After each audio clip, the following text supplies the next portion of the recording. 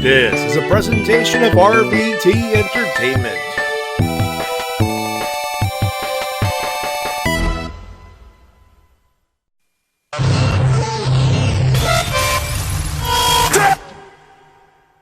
This isn't about the dead, it's about the living. It's about my mother. It's about my sister. It's about my wife. It's about the 14 years it took me to go from undesirable to un-goddamn deniable. You know, they say all men are created equal, but you look at me and you look at Small Joe, and you can see that statement is not true. Because I'm better than you, and you know it. In the back, there are men and women.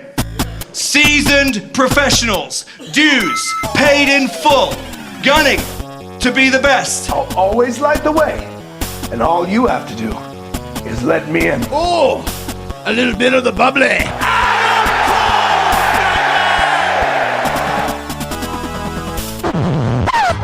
The cream of the crop.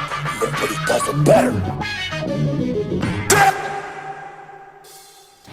Hey, hi, hello, ladies and gentlemen, and welcome to the Wrestle-Cast, presented by RVT Entertainment on the BrokenInfinite.com, Bottomite.com, YouTube, and wherever else we find this fine audio recording and live here on RVT Entertainment's official Twitch.tv channel, where we talk about professional wrestling, both in the mainstream and the independent scene. My name is Matty Jay, that is TWK. Hello, ladies and gentlemen, I am TWK of TWK Reviews. And what a year we had in pro wrestling. So let's start over, and hopefully this one's a lot. Yeah, 2019 was a thing. In wrestling, it was a cool thing. Pretty sure you were referencing the fact that they reset the records in AEW. Oh, no. No? Just checking. Sometimes there's some subtlety in there that you like to throw in. No. Subtle that's digs, something if you will. I'm somewhat good with. Anyway, see how that goes. You may have noticed in the screen, we're not alone once again. We have, oh! Woo! Okay, that scared me a little bit. Hey, Nagma Unboxed Live is in the chat. Today was one day of the year I'm glad I'm in Australia for a pay-per-view. What time is Wrestle Kingdom for you guys live? I believe it's 2 a.m. in the morning? 2 a.m. for us here on the East Coast. Yeah. For our special guest, what time will it be for? Yeah, let's introduce her. From youtube.com/Digital Mumbles, ladies and gentlemen, it's Mumbles, everybody. Hey, I'm back. I'm here. Yeah, it's been too long. It's been way too long. I'm glad to be here. Thanks for having me. What time is, so you are, believe in the center of the state, so that would be... Rocky Mountains. Yes, so 1 a.m. for you. I think so. I'm definitely not going to watch live because I'm an old person. Yeah, I'm not going to watch live either. I'm going to wait till like tomorrow afternoon. I would watch live, but part of me wants to catch any sleep I can before Awesome Games Done Quick starts. In about 48 hours, good lord. Good point. Oh yeah, Maddie's gonna be on a plane heading from Gatineau, Canada to Orlando, Florida. Yeah, I'm literally driving up to Ottawa tomorrow. By like 2 o'clock, I'm checked in. I already have my boarding pass on my phone and everything. I am flying to Orlando, Florida, and literally 24 hours from now, I will be in Orlando with Spade Ace, and we will be anticipating the last few hours before the official start of one of Twitch's biggest signature events, I guess you could say. A big 1-week speed run marathon to raise a shitload of money for charity. So, and I will be there in that audience, live and in living color, baby. That's right. Matty Jay, Spade Ace, and I believe Shades is also going to be there for GDQ. Very cool. No, we may not be able to donate as much as we'd like to. We'll still donate. We still have our wheel, and we also have our Twitch Prime subs. Which, by the way, if you folks have Twitch Prime, don't give it to us, please. Well, if you want to give it to us, fine, please. We appreciate it. But if you feel that all generous, don't give it to us. Give it to GDQ. They are raising money for the Prevent Cancer Society. The minute they start streaming, or maybe a day after, hit the Twitch Prime sub. That $5 will go to wonderful use. But that's enough about the weekend. There's wrestling afoot. And as on Bucks Live, our buddy Enigma in the chat, what time is Wrestle Kingdom? We talked about that. Yeah, Wrestle Kingdom's this weekend. So we're keeping it simple. The clip of the week is related to Wrestle Kingdom 14, both days, as a matter of fact. Our preview, obviously, is both nights, including, we now know there will be, indeed, a New Year Dash. And, of course, they don't release the fucking card until game time. So we don't know what the fuck. But there are a few things that they announce for it. We'll cover that in our coverage of the show as well. Needless to say, obviously some housekeeping needs to be done. I'm not here. I'm not home, and I am not packing this laptop. Mike Shell, do not worry. He's highlighted. Matty, don't forget to visit the air hockey table if you can. Believe me, we will visit that air hockey table. That is a given, my friend. That said, back to the housekeeping. I'm not bringing the laptop. I'm not streaming from there. Obviously, there will be enough streaming going on there. So no Wrestle-Cast next week. But when we do come back in 2 weeks, we will be reviewing Wrestle Kingdom 14. We owe it to you that much at the very least. So you're on 24. What time are you going? Flying there, let's see, flying there 5, the departure is 5:15 a.m. Oh, p.m. I always say it's p.m. I'm going in the evening. So we're there, and we're pretty much there the entire week. So there's that. But enough about me and enough about this stuff. Let's talk wrestling, shall we? Let's do that. Yeah. Le Champion! Chris Jericho, he was a busy boy. He bought a $500,000, $500,000 version, about dollars worth of Ford automobile.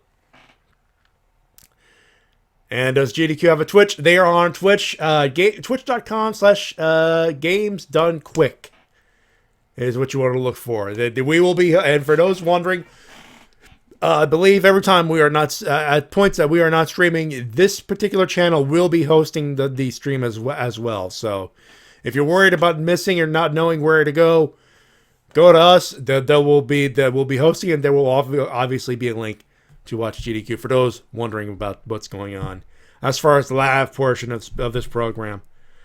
So Chris Jericho, back to him. He was a busy boy. He was offering a $500,000 Ford GT to John Moxley in Jacksonville. Moxley said, I'll give you my answer to the Inner Circle in person next week. But Jericho was not only busy it wasn't the only time he held the AEW World title. He was in front of the jet plane talking to, of all people... Actually, no, we need to set this up. Essentially, Hiroshi Tanahashi, he's doing interviews and stuff for magazines and stuff. And he says, well, if I happen to defeat Chris Jericho on January 5th, I would like to think that I am eligible and would like to challenge for the All Elite Wrestling World's Heavyweight Championship. Of course, oh God, he's spoken forbidden words. He's not supposed to speak those words. Shock and awe, gasp. Some of you forget that he's Hiroshi Tanahashi. He could say pretty much damn well whatever the fuck he has to say to sell a match. And y'all thought, oh, there's no way. And then Chris Jericho spoke up, and he said this. Take a listen. Tanahashi, or should I say Bakahashi? Because what you don't know is I speak and read perfect Japanese. And I read what you said in the Tokyo Dome. You said if you can beat me, that you will enter the Forbidden Portal and request a title shot for the AEW Championship. I thought it's a great idea. So Le Champion asked the chairman of the board, the owner of AEW, Tony Khan, if it was okay to grant your request, and he said yes. So, if you can beat me in the Tokyo Dome, I will give you a championship match for the AEW title. All right, Tanahashi? So Le Champion, the Painmaker, Chris Jericho is willing to give you a shot at this championship if you could beat me at the Tokyo Dome. You think you could do it? I don't. But we'll find out in just a few days. Sayonara.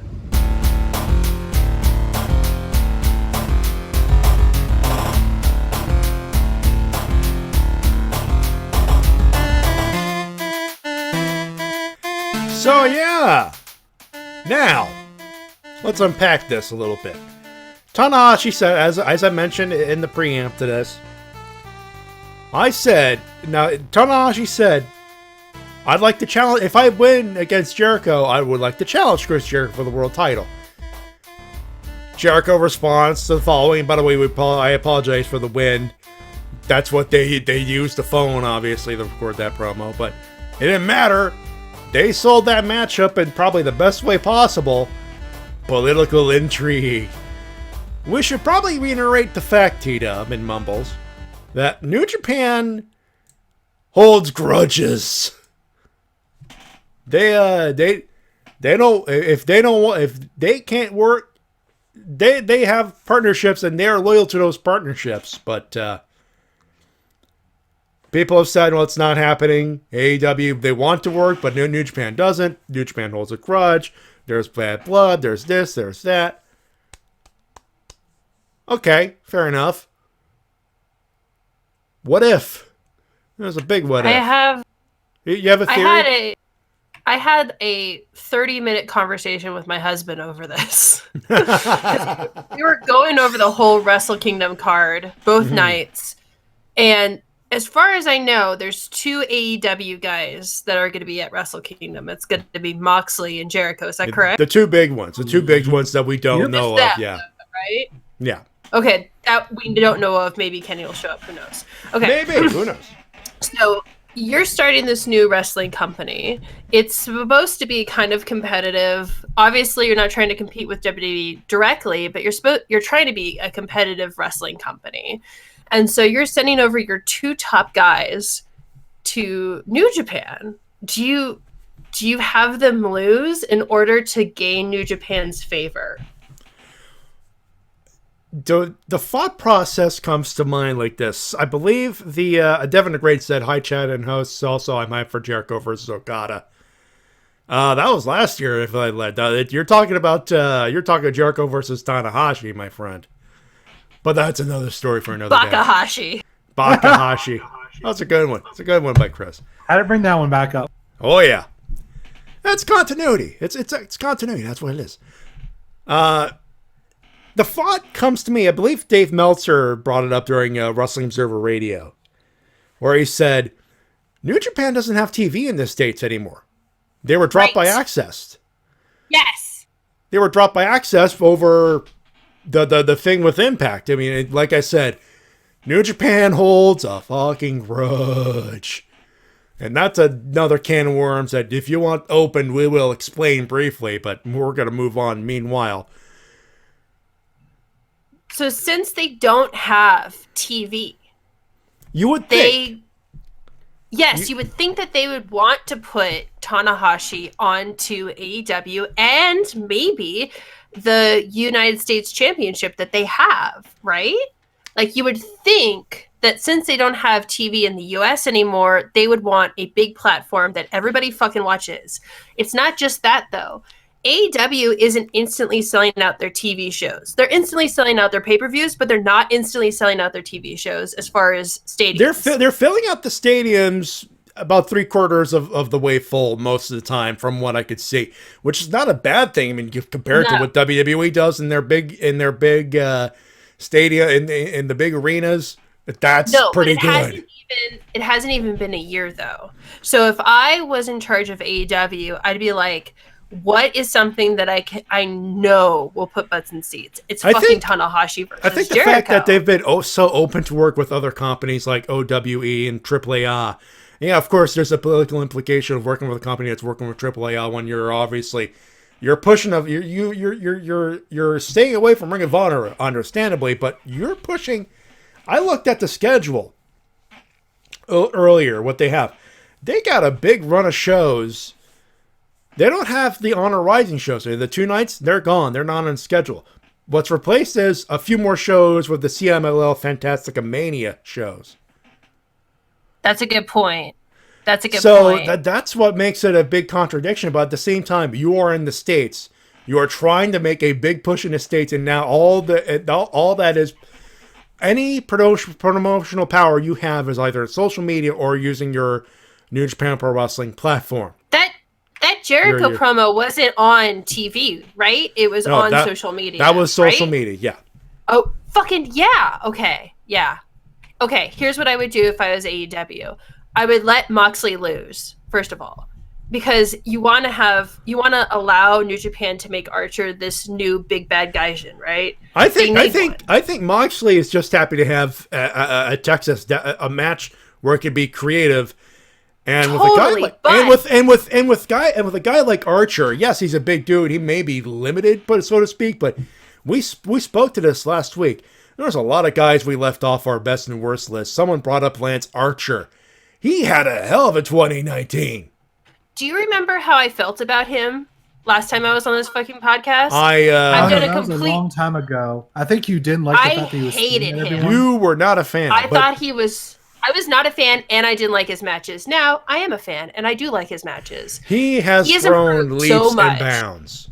Big time. Okay, so let me finish my thought. Yeah. You are a company. AEW is a company that believes in win-losses matter. They talk about it all the fucking time. New Japan has the same philosophy when it comes to that as well. Yes. So if that's something that's important to you, what does it say when 2 of your top guys fucking lose to New Japan? I mean, I believe that Moxley's just happy to be in the match, but if I was an executive, I'd be like, I don't want both of my guys to lose unless there is a deal in the works to have Tanahashi come to AEW for like a couple months leading up to a pay-per-view. This will come heavily into our preview, I'm sure, but we will not know we will not have a good idea of what that relationship is until after the matches are done and all the results of all the dust is cleared. I think that one way to look at it from AEW's standpoint, and it's basically the way they have been looking at New Japan, is that whatever happens over there is non-canon. Yeah. Which kind of sucks, but unless you're having Tanahashi show up, then it is fucking canon. Yeah. In a sense, yeah. Also, everybody who watches AEW is at least aware of fucking Wrestle Kingdom. Because where do you think people heard about Kenny Omega? Where do you think the Young Bucks best matches are from? Like, everybody knows about Wrestle Kingdom. It's hard to keep that shit non. Yeah, most definitely. It will be very interesting if. Well, okay, let's throw it out there. You know, okay, Moxley loses his quote unquote obligatory rematch against Lance Archer. Lance Archer retains the U.S. title, which I think would happen, but that's, again, we're spoiling things here. Yeah. Let's say Mox loses, but Tanahashi wins over Jericho. What do we do here? Do we say, okay, when's he next available to do it? Yeah, do you do it as soon as possible, or do you as soon as possible? If you have your AEW fucking champion lose to Tanahashi, fucking fly Tanahashi's ass out immediately to the US and start that shit immediately. Get it while it's fucking hot. That's what I think. In fact, here's what I would say. It's Mox versus Jericho at Revolution. That's what they're building towards. I mean, you'd have to be blind to not see that coming. Hell, you could be blind and could still see that coming. But if that happens, that's the immediate next feud. That's how I see it. You can't. They haven't announced the match with Moxley and Jericho. It's not official yet. But so he is, according to those rankings, Mox is technically number one. Next in line, but he's not announced for the fucking pay-per-view. So they could still technically do the Tanahashi match first. Exactly. And you could even have Moxley do something weird, like, I don't know, Archer could fucking show up. You could have an Archer-Moxley match at the pay-per-view. Archer's there, Tanahashi's there. People are going to watch that pay-per-view. It would be fine. And then we can do the Moxley one. That is very true. You know, people could accuse us of fantasy booking, but there's a difference between fantasy booking and this kind of this idea. Yeah, we're fantasy booking, but this could possibly happen. Maybe not as immediate as we'd like it to happen, but this could happen this year. Yeah, and that's a good point. Like, fucking New Japan is always going to take their time with stuff. So, who knows? Yeah, this could be a case of before they send Mox to do another G1. They might do that. Devin the Great, and following those Texas Deathmatch rules, one of these men will die in the ring, since it's wrestling episode reference. Very nice. And another Archer versus Bastard Pack would be great. Archer versus Pack would actually be awesome as well. And we go from one story that got a lot of attention to another one. This time for very mixed reasons. That being the great and amazing Totally Wedding of Lana and Lashley. God. This one seems to have gotten a lot of mixed responses across the interweb. How? Because How in the fuck did that segment score high ratings? Because people love weddings. That's why. I fucking loved it, Matty. All right. I'm of two minds of this. One, for someone who likes cheesy shit, I could not take my eyes off of that shit. It was cheesy. It was shit. And a part of my brain went, more. More. The other part of me wanted to throw up the minute that was done because, god damn it, I hate that fucking feud. I hate this fucking storyline. End it! I was so amused by it, but I also don't think very highly of the WWE. So for me, it was very much like, I was describing it as like going to Taco Bell at 2 a.m. Like, you know it's going to be bad. You know that they haven't like made any new meat at Taco Bell. It's old meat. At Taco Bell. But it's been marinating in those quote-unquote spices for so long. It's like, what do you do? What do you do? And Maxwell brings up the most controversial part of the segment, that being the reintroduction of Liv Morgan as Lana's lover, which definitely drew some ire for it being, as many would describe it, mid-2000s shock value. D-Dub, it is very, very rare that I want to go back to my worst list and swap out and put in an extra thing for they fucked up on blank. But this shit happened in 2019, and they just fucked up Liv Morgan's return storyline. Possibly, but we'll see where it's going later on down the line. But it is kind of an odd thing, and there's definitely some wrestlers that piped up about it too, including Joy Ryan and Effie, who were not pleased with the and Mandy Rose. Yeah, yeah, Sonya and Mandy have been trying to do a gay storyline together for ages. Yeah. So I have mixed feelings about this because when I first watched it, first of all, I'm bisexual. And so when I saw that Liv Morgan was playing as a gay character, I was like, fuck yeah, this is rad. And then like I saw people being hurt by it, and I realized that like it's not the best way to have your first like out gay character. Well, there's been others, obviously. But like in 2019, in this new era that we're supposed to be in, right? And so I understand why people didn't like it, and I totally respect that. I think I just had like a knee-jerk reaction to like, yes, I'm attracted to Liv Morgan. That sounds great.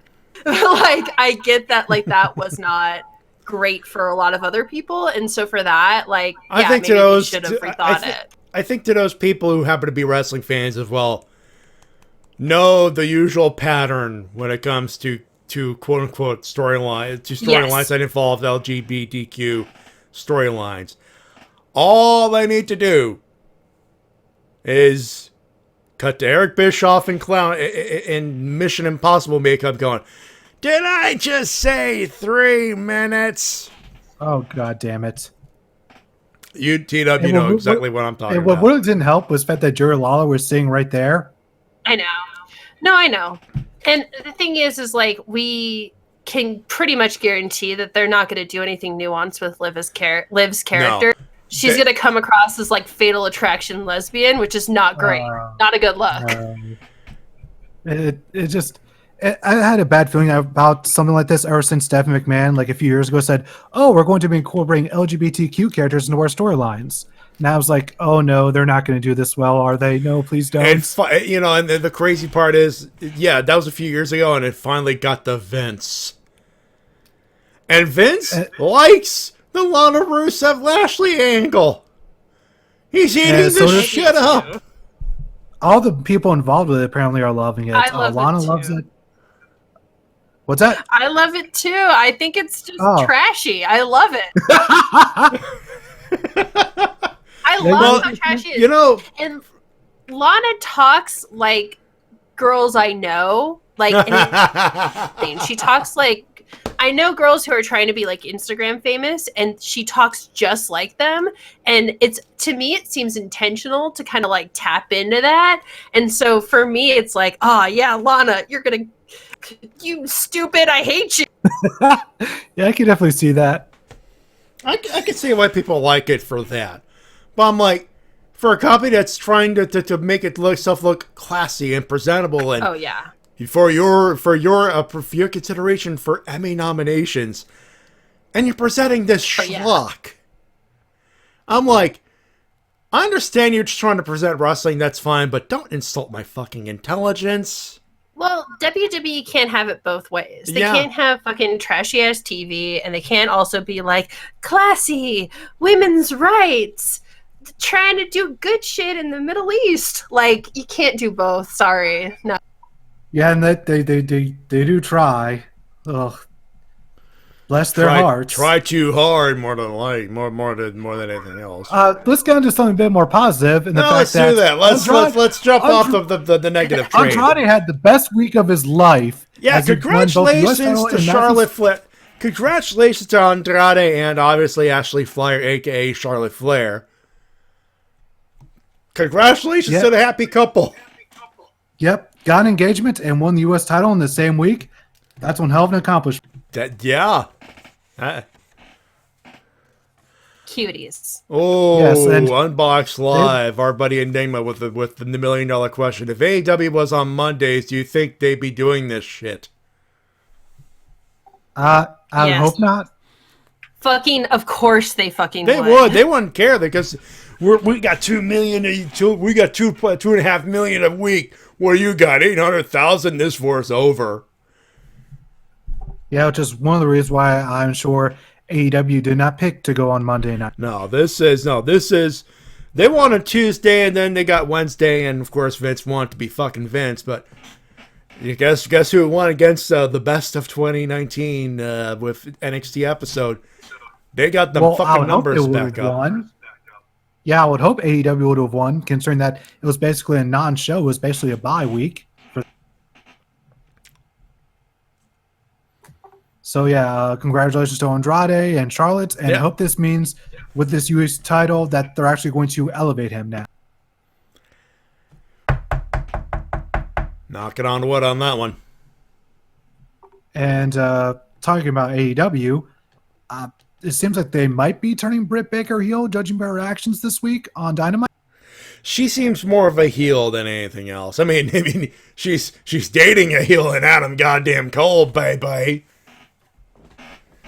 You would think that amount of heelishness would seep into the family, so to speak.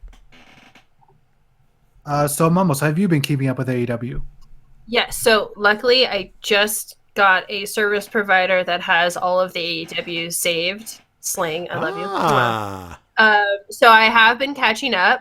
Is there any truth to what Britt says? Because I thought I was like, what are you talking about? I get the feeling that was meant for Chris Statlander. No, here's the thing. Riho has been gone for the past month because Yeah. she's also Stardom's top champion. So she's been defending that championship over there. So she's had to balance out a schedule for both US and Japan. Yeah. Which is why she hasn't always been available. And Riho is so cute though. Like how could it's almost like they're trying to do like a Brock Lesnar thing where it's like Riho's never here, and then Riho just sit there and she goes "Ganbatemasu," which means I'm doing my best. And like I just was like, oh my god, that's so fucking cute.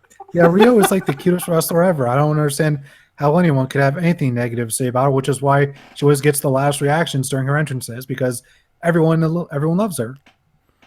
She's lovable. It's also helpful that she has a very lovable, like, cute face.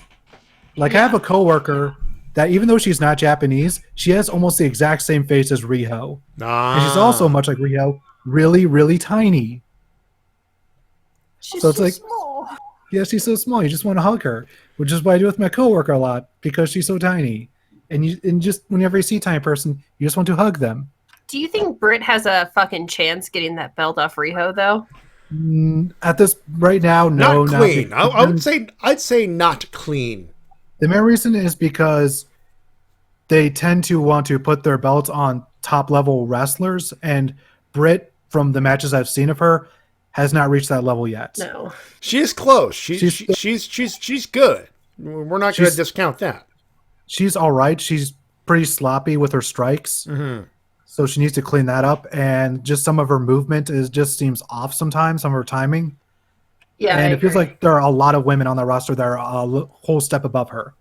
But I mean, give her like a year doing professional wrestling this way, and I think she's going to be fine. Yeah, especially if they keep putting her in the ring with people like Hikaru Shida, Riho, Chris Statlander, and several others that they may have signed. They did hint a few weeks back, Kenny Omega did, that they have some new female wrestlers that are going to be coming in this year that they haven't announced yet. So I'm going to be super excited. Like I said, obviously Kenny's focus is helping to build that women's division.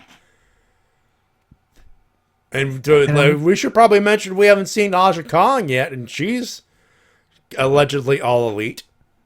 Yeah, we saw her a couple of times on pay-per-view, but we still have yet to see that confrontation from a half year ago between Kong and Kong Pay. Yeah. And speaking of AEW, on this week's episode of Dynamite, Evil Uno hinted that there is a higher power that they're working for. Who could this be? Thankfully, no one in the Elite, and obviously not Vincent K. McMahon. Yeah, most people are thinking that's going to be Marty Scurll, which I think would be the smart bet. It's the safe bet. If nothing else, that works more. The Dark Order turns out to be a subsidiary of Villain Enterprises. I heard someone say it might be Kevin Sullivan. You know, T-Dub, she may not be entirely wrong here. What if it's fucking Kevin Sullivan, the wizard? Sullivan, my son!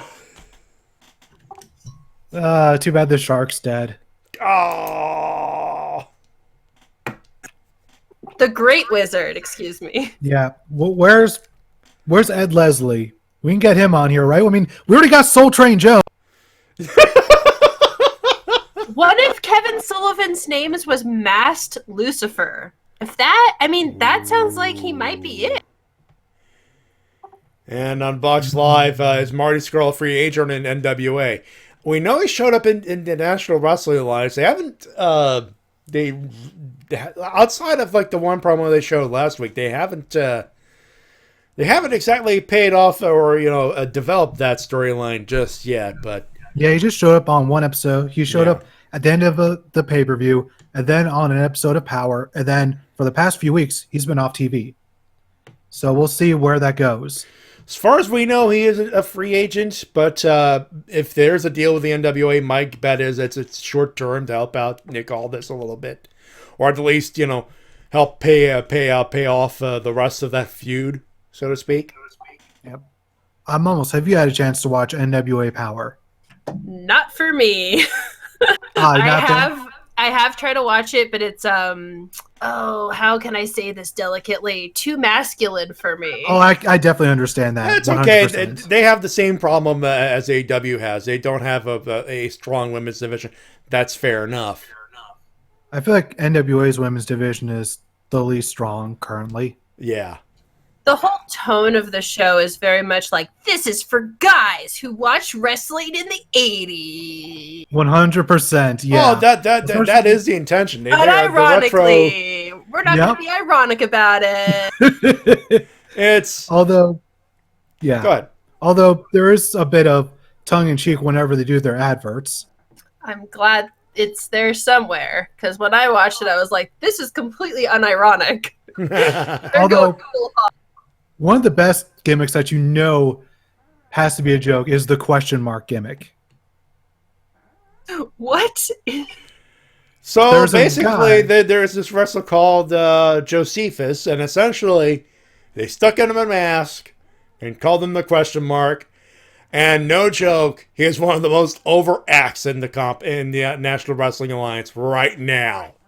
Yeah, they currently have his gimmick where he's a foreign wrestler from the country of quote-unquote Monrovia. Yes. And and like I said, he's super over, and his main practice is Mongrovian karate. You know what? He trained Shooter Stevens in 3 weeks. It's not good that he is. Yeah, they have Aaron Stevens doing this submission karate gimmick now. It is so hilarious. And he's the national champion. He actually put the 3 yellow stripes that he would have on his gi, on his black belt. He put it on the red strap, and there's some old school fogies going, the fuck are you doing? I look at that, I'm going, that's exactly what you need to do to put this gimmick goddamn over. Yeah, it is like so ridiculous. I would say the best part of it are the promos, because most of the guys just go right off the cuff. And I would say that's the best part. Cool. It is stripped down studio wrestling, where you see some wrestling, it's decent, it's passable, but you tune in for the promos. And my favorite one to watch, as usual, back when he was in Impact, still the same year, is Eli Drake. I knew it. I fucking knew you were going to say that. Watch his promo. Watch his promo from a couple weeks ago when he was when they're celebrating. I think it was Christmas, New Year. No, it was Christmas. It was Christmas. Bottle of champagne. He's having fun out there. I do have a soft spot for him. That's a bummer. I really wanted to be like, I don't have to watch NAW. Like, I don't have to watch it. Good for me. But maybe I do have to watch other stuff now. I would say, like, just be ready for, like, the fact that it is a very 80s oriented show. Yeah. It is intentionally 80s in styling. I'll say this. It is a National Wrestling Alliance studio show, rooted in 80s, but obviously they classed it up to make it look more modern in that sense. But it is a very, very retro presentation. Still, it's very masculine in the sense that, like, all of the storylines seem to be written just specifically for men who want to feel like manly men. Like, there's not a lot of, like, I would like to watch these because it has interesting stuff, I guess. You know what I mean? Yeah, it definitely doesn't try to sort of remake the wheel, as it were. Yeah. As far as trying to retell 80s style storylines, but I will say the commentary has gone better since they replaced Cornette with Stu Bennett. Yeah, Stu Bennett and Joe Galli. Good lord, that's a pairing. Cool. I'll give it a pairing. Yeah. And Dave Marquez. Dave Marquez is his own kind of great promo guy, promo interview man. I'll do it for you, question mark, man. I'll do it for you. Yes. Hopefully we can find an episode. Hopefully next week's episode has all question mark all the time. So the top 10 sellers for Pro Wrestling Tees was released this week, and surprise to me, number 10 was the Jurassic Express. Hey, good for them. Awesome. I love them. Yeah, they're great. Did you see the video that Janela put up on New Year's Eve? I did not. No, me neither. as soon as it hit midnight for New Year's Eve, hit right into the New Year 2020, him and Jungle Boy shared a kiss together, and it was really wholesome. I loved it, and I even shared it with one of my non-wrestling friends, and she liked it. So it's all good stuff. Good, wholesome, quality content. I love it. I don't quite understand the small one, like this Marco Stunt? the tiny one. Yeah, I don't really get his deal yet. Like I just watched the latest episode of AEW, and he was like trying to paw at the girl, and I was just like, "We okay with this? Everybody's okay with this?" Marco Stunt, his whole thing is that he's just a really tiny guy that has a really feisty attitude. So he's feisty. Yes, sure, let's go. That's maybe a poor choice of words there, Tito. Yes. Probably a poor choice of words there. Seems to be a theme of my life. I probably over enthusiastic. I would be the word I would use, or the words. So yeah, definitely an interesting trio, with Luchasaurus obviously being the most popular one. I don't know. Jungle Boy, maybe. Yeah, he's definitely getting up there, but when it comes to just raw reactions from the crowd, Luchasaurus seems to be getting the loudest pop. Oh, I see. But we'll see where things are 6 months from now. We'll see. What else is on the list do you have there, Tito? Let's see. We have the Young Bucks deleting their Twitter accounts because apparently they just want to get away from all the toxicity, which I can't blame them for. You know what? This is why I only tweet in small batches, and when I tweet something that pisses people off, yes, I do see you assholes out there going, "Well, you don't have a good opinion. Well, they did that. Well, they did." I was like, "Bitch, don't you think I know that shit? I'm just saying what I want to say on Twitter. That's it." Yeah, I think Mumbles, you especially know that Twitter can be especially toxic. It's a hellscape. Friendships ended on Twitter, folks. Not kidding. Yeah, I don't know. Twitter's a mixed blessing, and I'm actually surprised the Young Bucks deleted their Twitter because you can get so much more interactions and fans through social media. That's just how the world is now. But maybe they just don't need it. I don't know. Yeah, that's Twitter and YouTuber is how they literally built their brands. Exactly. But at the same time, there are, especially right now with this ongoing quote-unquote war between AEW and NXT, it feels like the toxic fandoms have gotten just even more so. Which, so I can't really blame them. We are first like, hey, more wrestling, and then the war started, and like the toxicity, and the people go, "No NXT's better, no AEW's better." Folks, it's wrestling. Just watch it. It's like the one night a week good wrestling actually fucking happens. Can we have nice?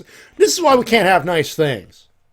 There's also just so much drama because now that we have social media and we have access to wrestlers' social media, like you just get privy to a bunch of drama that I just did not need to know about that the wrestlers probably could have kept to themselves. Yeah, probably. Yeah. And they have nothing to do with like in-ring storylines. It's just wrestlers fighting. Like, do I really need to hear like another tweet about what some old dude said that I'm supposed to respect, not naming names? Like, do I? Speaking of which, I have a story about that old man. 2 of them. Uh-oh. Perfect segue.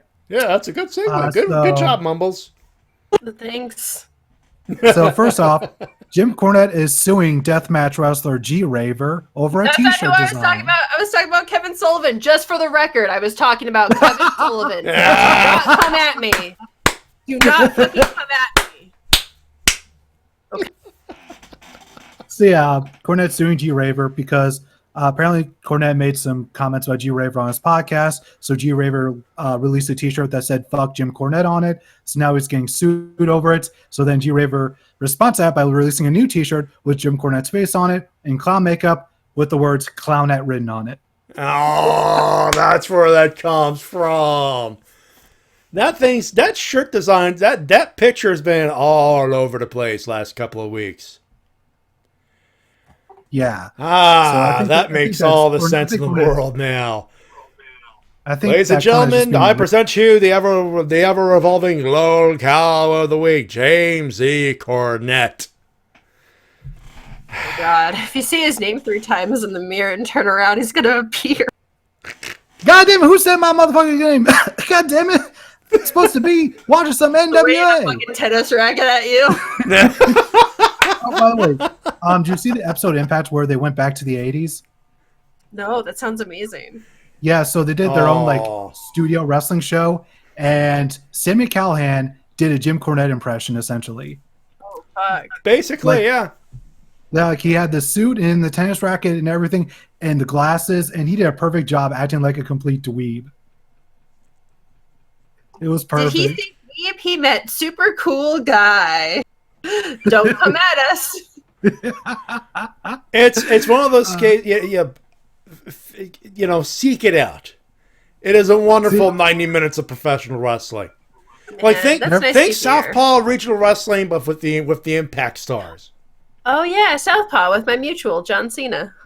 Oh yeah, he is following you, isn't he? He is. He's my Twitter mutual, John Cena.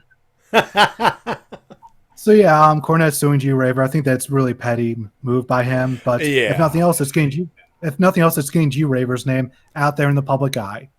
And speaking of getting something else in the public eyes, a promotion that both me and Matty enjoy, Game Changer Wrestling has now caught Cornette's eye just because they did a cruiserweight spot where 2 guys did cruiserweight moves against each other for like 30 seconds. And I saw that spot, and I'm like, wait, we're throwing a shit fit over that spot? Like, okay, if we're being nitpicky, they were maybe a little too slow, maybe, but that's it. Mumbles, are you aware of what this spot that I'm talking about? No, I would love to see it. Can you link it to me? I don't have it in front of me, but essentially, let me see. I can actually. Believe you saw. Give me 5 seconds. We put it on Twitter somewhere. It sounds. I have it right here. 1 second. 1 second. Hey, there we go. I just got to load up the Twitter page. Don't you dare remind me of that flippy bullshit. Dude. And there you go. Okay. So it's essentially like a spot that you'd see 2 smaller guys do where they just exchange moves for about 30 seconds. And just to let you know how old this type of spot is, there's literally in the SmackDown video games moves called Cruiserweight moves where you'd see a sequence like this. And it dates back to SmackDown Shut Your Mouth, released in 2002. This isn't bad. No, that's it. Like, this is shit we've seen before. Yeah, it's like shoulder tackle, missing the stomp, lifts a guy up, exchanging missing strikes. Yeah, it's just a regular like type of cruiserweight stuff that we'd see all the time, and yet this is for some reason catching a lot of ire for reasons I don't know. The only thing that I would criticize for is there may have been some sloppiness in the transitions, but aside from that, like these are clearly 2 young guys. Yeah, they're young, right? That's what I was going to ask. There it is. Young. We're gonna show the spot on screen real quick, and you folks be the judge. Listen, it doesn't look super real, but I've seen stuff that Ricochet has done that I didn't think was necessarily real. It doesn't mean that I think that he's not a good wrestler. You know what I'm saying? For those wondering, this what we see is at D Jordan Oliver on Twitter. This is Christian versus Oliver from Game Changer Wrestling, and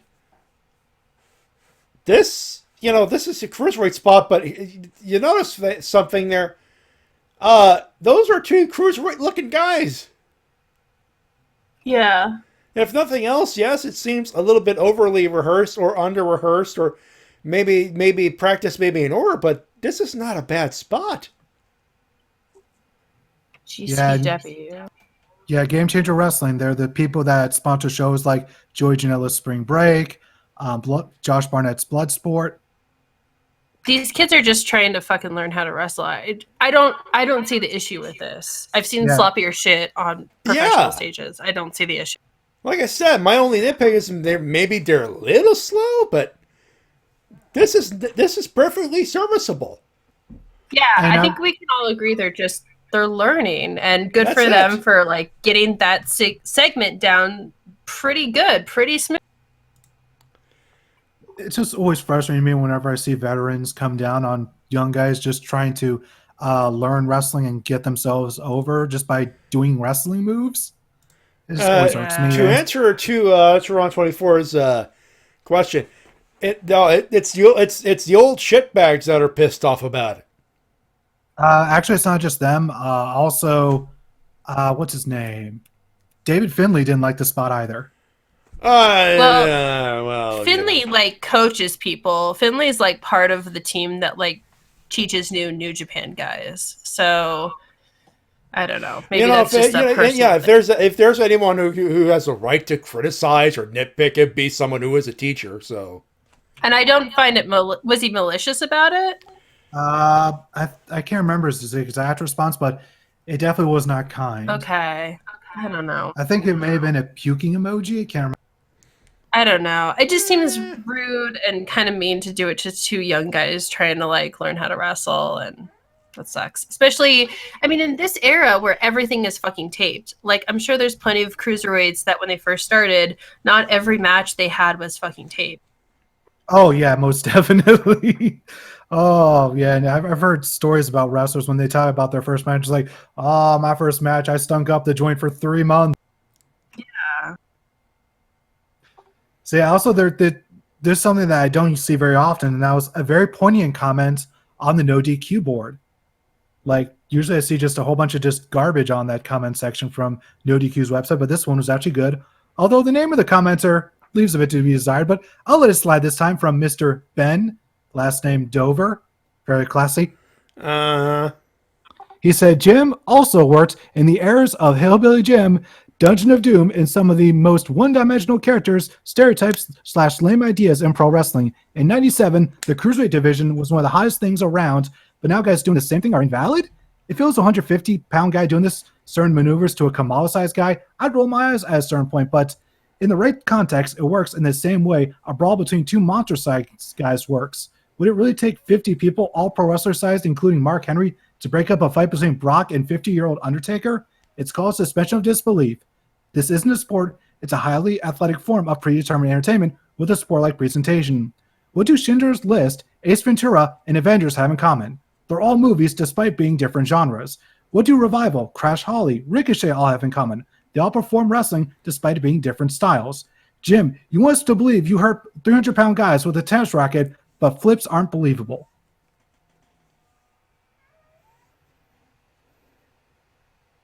Yeah. And I don't think I could have said it better myself. Yeah. And also, and just to end the news segment, unfortunately, for a brief point in 2020, this year, WWE 2K20 wasn't working.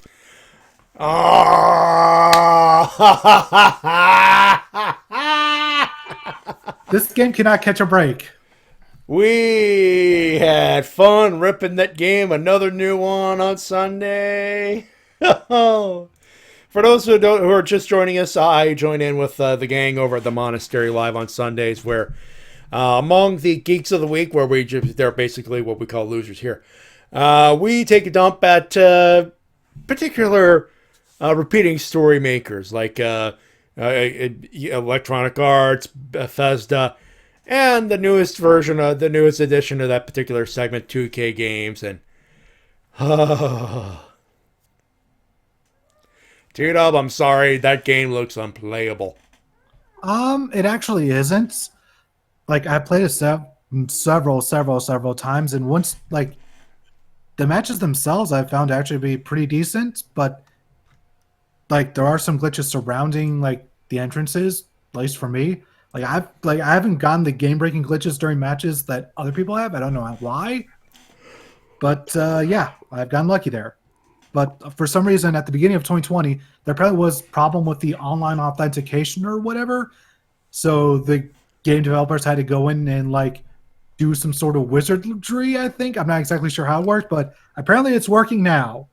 But when the year initially turned over, it was broken for about 7 or 8 hours. I am so glad I don't have a PS4, because I would have played that, and I would have been even more mad. Well, if you had I a would have been PS4, pissed. if you had a PS4, you could be playing Yakuza right. Could be playing Fire Pro Wrestling. Well, I am probably Fire Pro Wrestling World on my PC, but that's another story for another day. So yeah, that's all the news I have. The only thing I'll say is be sure to check out Chikara Action Arcade Wrestling once it releases on consoles. It's already on Steam and has even gotten some free tag team updates. Ooh, And looking of course, forward to. Well, is it coming to Switch? I'm not entirely sure, but I can't remember if it's coming to Switch or not. Keep your eyes open.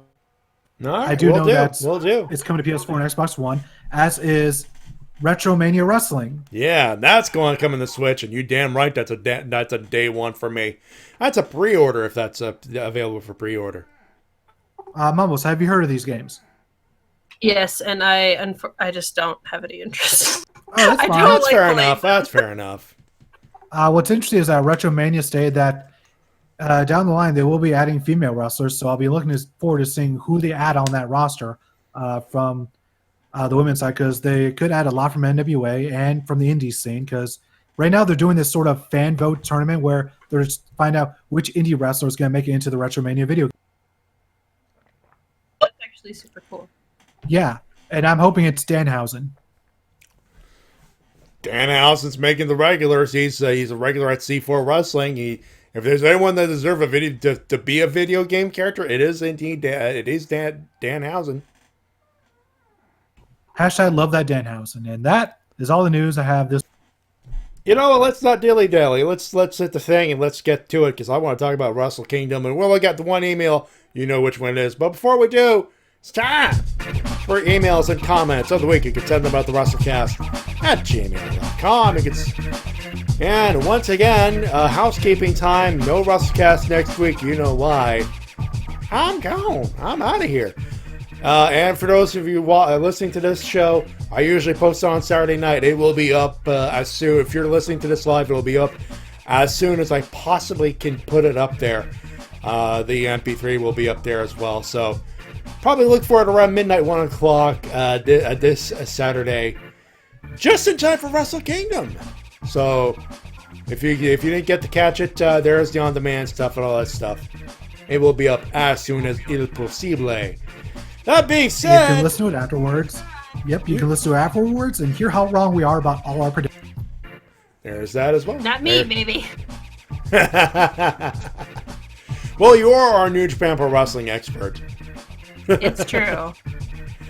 That said, TW, you know whose email I'm about to read. You tell him. All right, Mumbles, if you don't remember, please plug your ears because this is about to get very loud. I'll see you guys later. French!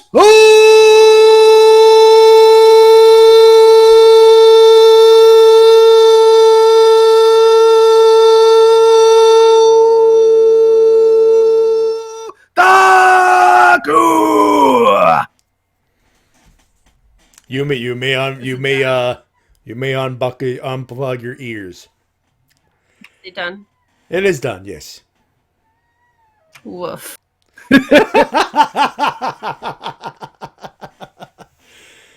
Last year on Tuesday, finally time to end this year. I wonder what's going to be on the last Raw of 2019. After watching the wedding segment with Lana and Lashley, Lemmy fainted like Brian Zane after watching hours of Wrestlelicious with Up Against the Wind in the background. And now 2020. Hello, Wrestle-Cast. I didn't feel so good after the last Raw. Seriously, who enjoys this crap? Apparently a few more people than we thought. A few more than we thought there, my friend. Not only was it shit, but Liv Morgan is not included. And she's in love with Lana because lesbian pollen? My mind is blank right now. I'm not going to cover Raw. Was bad in AEW. Better the show this week than NXT was best of 2019. But I'll go for my best and worst of 2019, the abridged version. So he's put up quite a few. This is going to be speed round because this is pretty much the entire email here. But male wrestler, best Adam Cole. Worst Shane McMahon.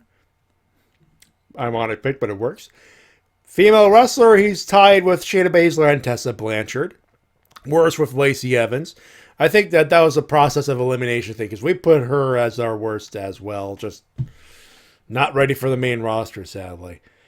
Tag team, the Young Bucks, best, worst, Rudolph, Bobby Roode, and Dolph Ziggler.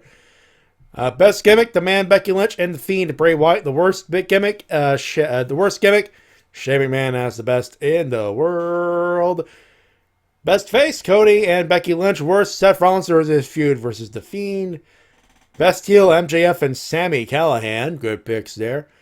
And worst, Dolph Ziggler. Best wrestler, best non-wrestler, Tony Khan. Worst non-wrestler manager, that would be Lana.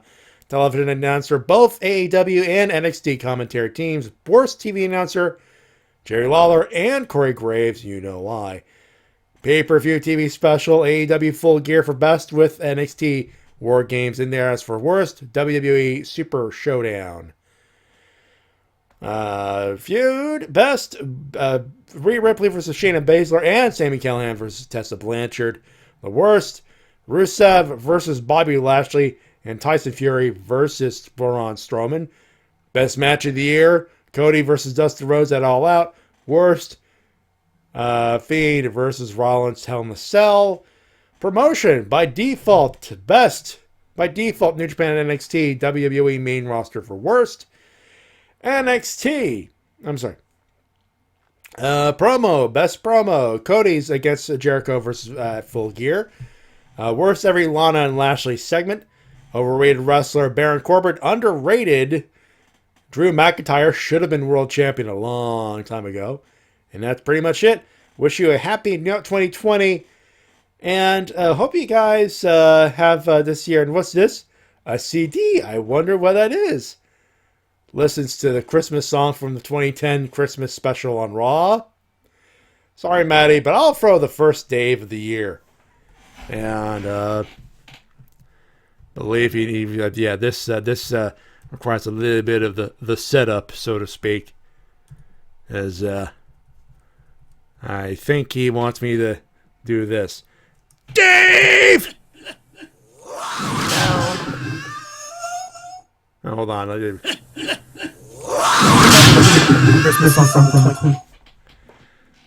What's happening? So, Mumbles, do you remember the Christmas song from the 2010 edition of Monday Night Raw? Sing it for me. Don't! Hold on, let me go. No. I will hang up. I will put you in goddamn timeout, T-Dub. But the guest demands it, and Sing it. I want to hear it. I don't remember how it goes, but I can find a clip, and that's the best I could do.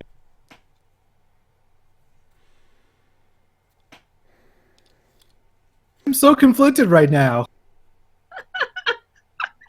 Audience, help me! Be the tiebreaker. No, you are not the no. Sing No, it, Mike, sing I will it, sing it.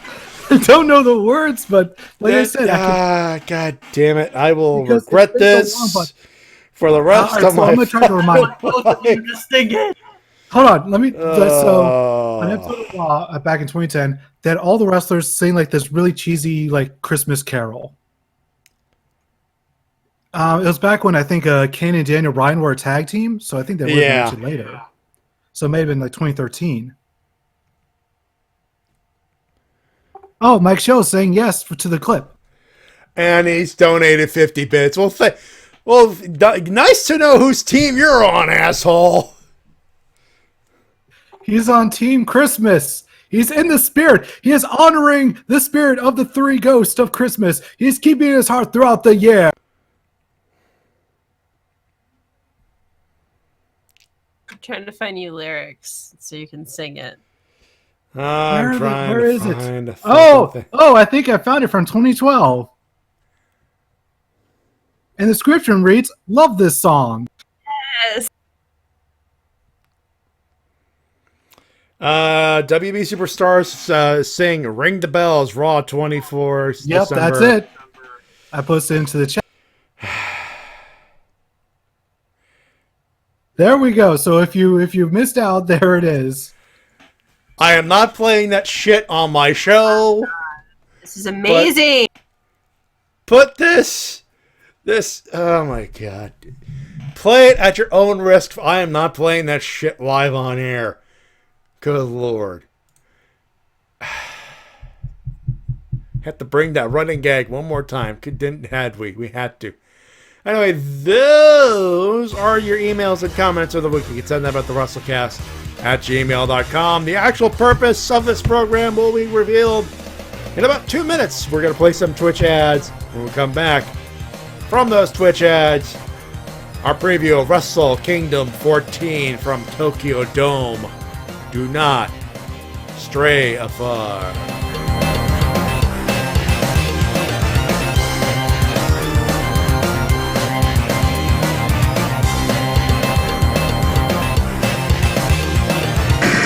And now a word from our sponsors.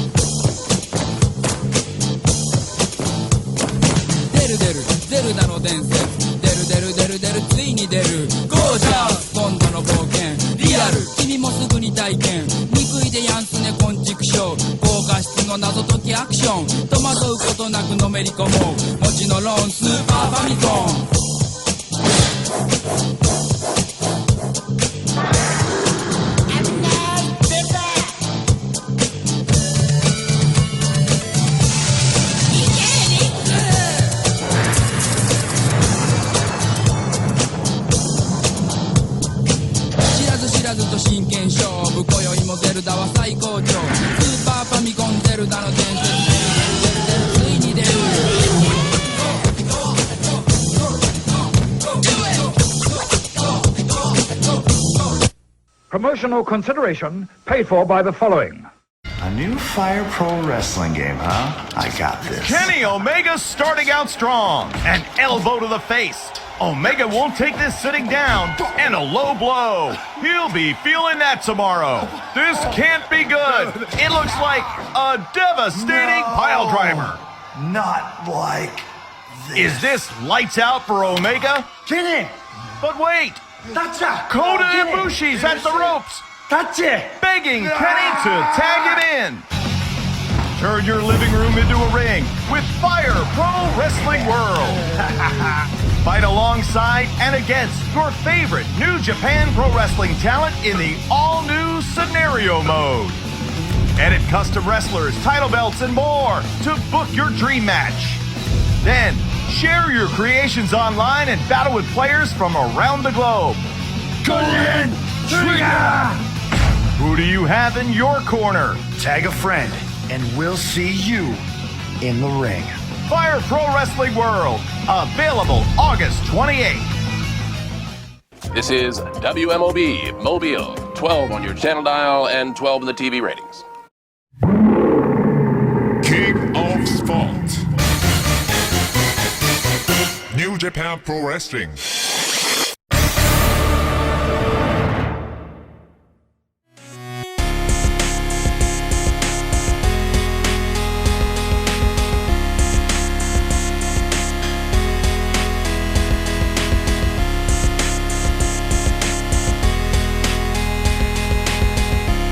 We're back here on the Wrestle-Cast, presented by RVT Entertainment, ProConvict.com, PodMag.com, YouTube, live on Twitch.tv. Matty T-Dub and the lovely Mumbles joining us for this very, very, well, maybe not special. It's a special edition. We're talking about Wrestle Kingdom 14, which is why you heard the world-famous lion roar of New Japan Pro Wrestling. I found it the other day, and I'm like, you know what? I don't have a clip. I only have a clip for the week. Fuck it, we'll throw that in there just to get you pumped up for have to stay up, or for those of you brave enough in the Western world, such as we are, to stay awake the entire time to get you through the entire first night. You have to go through 2 nights of this stuff this year. Good luck with that. That said, hey, let's talk about it. Wrestle Kingdom 14 in Tokyo Dome, at the Tokyo Dome in Tokyo, Japan. The opening match starts at 1600, so probably around the 1 o'clock mark for this particular Eastern Standard Time for those things. This is very interesting for night one. We're going to start right off the bat. Both nights are at the Tokyo Dome, by the way, so you know, January 4 and 5, you know what's going on. This one, a little bit of history here being made here. This is what the opening matches, basically the dark matches, or the matches that will show before the actual main card. The first one is a little bit of history because obviously Stardom being owned by the same parent company as New Japan Pro Wrestling, they may as well say, hey, let's cross promote. And Devin, Wrestle Kingdom is spelled without the E. Wrestle Kingdom. You like to misspell shit, don't you? Anyway. He's a rebel. And I'm a grammar Nazi, apparently. So this first match is a started there, if I could get it right. Now I talk about getting it right. Let me try that again. The first match, kind of a history maker. Stardom exhibition match. It's got, and I am going to fuck up some names. I apologize. Arisa Hoshiki. And there you go. Mayu Iwatani taking on Julia and Hana Kimura. So yeah, this is going to be a complete dark match. It's not going to be on NJPW World, mainly because of the television agreements between the two different companies. So this is a straight up dark match. Yeah, unfortunately. I would like to have seen this, but TV deals are going to be TV deals, unfortunately. And there's actually some Stardom news I forgot to bring up, is the fact that Kagetsu is going to be has recently retired. Oh, well, happy retirement then. Not exactly. There seems to be some political moves going on behind the scenes of Stardom. Say no more. Say no more. Yeah, because she's the second wrestler and second member of Oedo Tai to retire in the past month. So, yeah, I don't see bright things for There's that some moves. faction. There's some moves being done backstage, obviously. The opening match, number 2, basically a Young Lion showcase with Toei Hinare and Togi Makabe and Tomaki Homa just hanging around. So basically it's Yua Uemura, Yota Shuji, Homa, and Makabe taking on Alex Coughlin, Clark Connors, Carl Fredericks, and Toa Hinare. So I think we expect one of the young lions to get the shit beat out of him and take the fall here. Do you think Shibata's dojo is going to win? Probably not. Probably not. They did win in the It's the LA States. dojo, though. Wouldn't you want to put over the new American dojo? As much as I would love to see them do that, New Japan kind of has a history of not letting their young lions beat their veterans. That seems to be a pattern that I've noticed. Yeah. And it's two veterans versus Toa Henare. Let's be honest here. No offense to Toa Henare, he's a good wrestler. Just, who do you put over in the dome? You know what I mean? The established name or the guy who's just starting to be established? Noob and Co. He highlighted a message. I've been theorizing the past few weeks, and it's been involving Becky Lynch. First, she said that WB is protecting her from Asuka. Now she's saying that her contract is expired, which is random because it might draw the guys from What Culture thinking that it's a work because I have no idea what Becky is thinking. Either that or she's trying to bring back the old Asuka.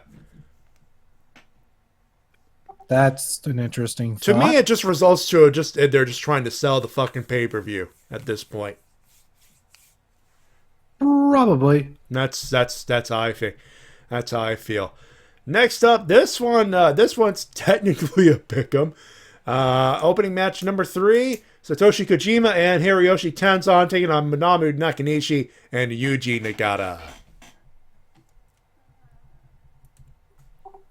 Seems like going to be another fun exhibition tag match.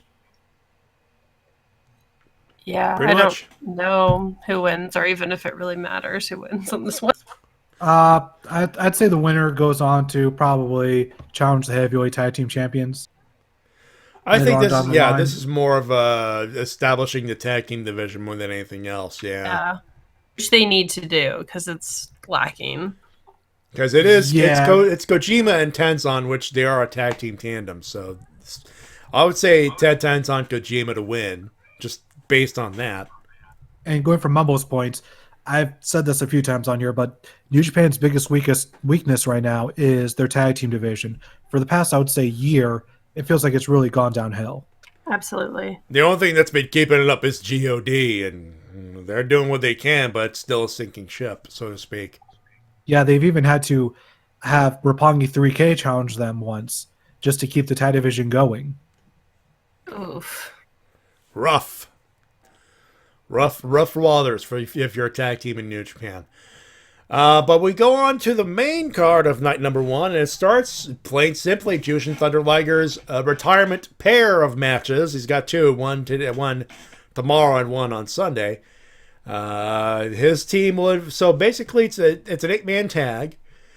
Tiger Mask, the Great Sasuke, Tatsumi Fujinami, and Jushin Thunder Liger with El Samurai in the corner, taking on Ryusuke Taguchi, Tatsuhito Takaiwa, Shinjiro Otani, and Naoki Sano, taking on with at ringside Kuniaki Kobayashi. The special guest referee is Norio Honaga. That's what it says on the thing. This match has, I'm going to reference to someone, to Adam Blampia when he brought up El Santo. His El Santo's last wrestling match, he had like a big all veterans matchup. They brought back Santos' old tag partner to bring back the Atomic Pair, and he won and all that stuff. This has that feeling to it. Yeah, most definitely. It's definitely a Legends Fest a bit. Mm-hmm. Although the one name that we are not seeing here that I really wanted to see was the Great Muta. And it really sucks that the last time we saw Liger and Muta together was in the ring for the Honor Rumble MSG. It was just for them to get tossed out of the ring by Kenny King. One of many things Ring of Honor has fucked up that night. The guy from The Bachelorette? Man.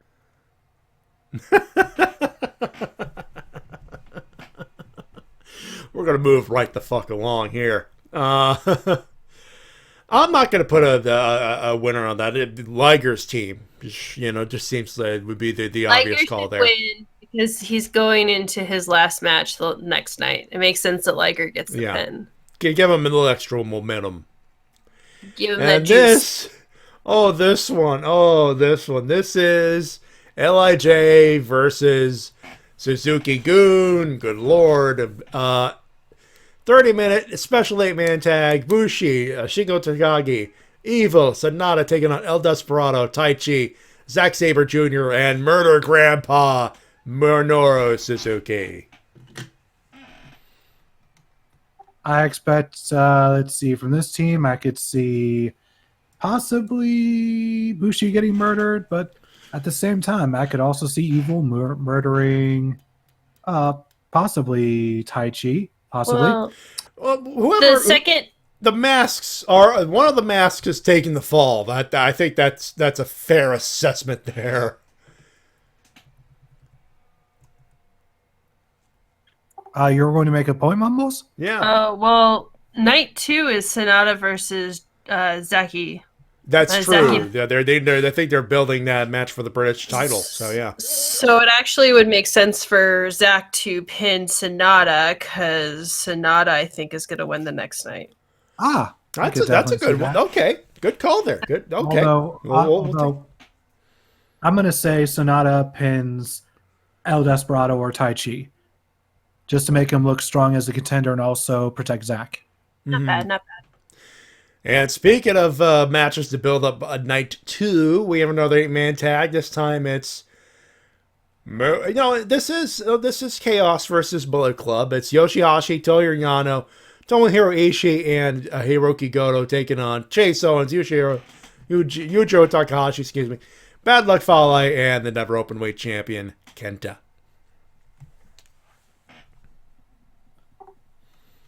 Either Chase Owens is taking the pin or Yoshihashi. That's the only way I see this match ending. Those two scenarios. Once again, this is just setting up for a match on night 2. Yeah.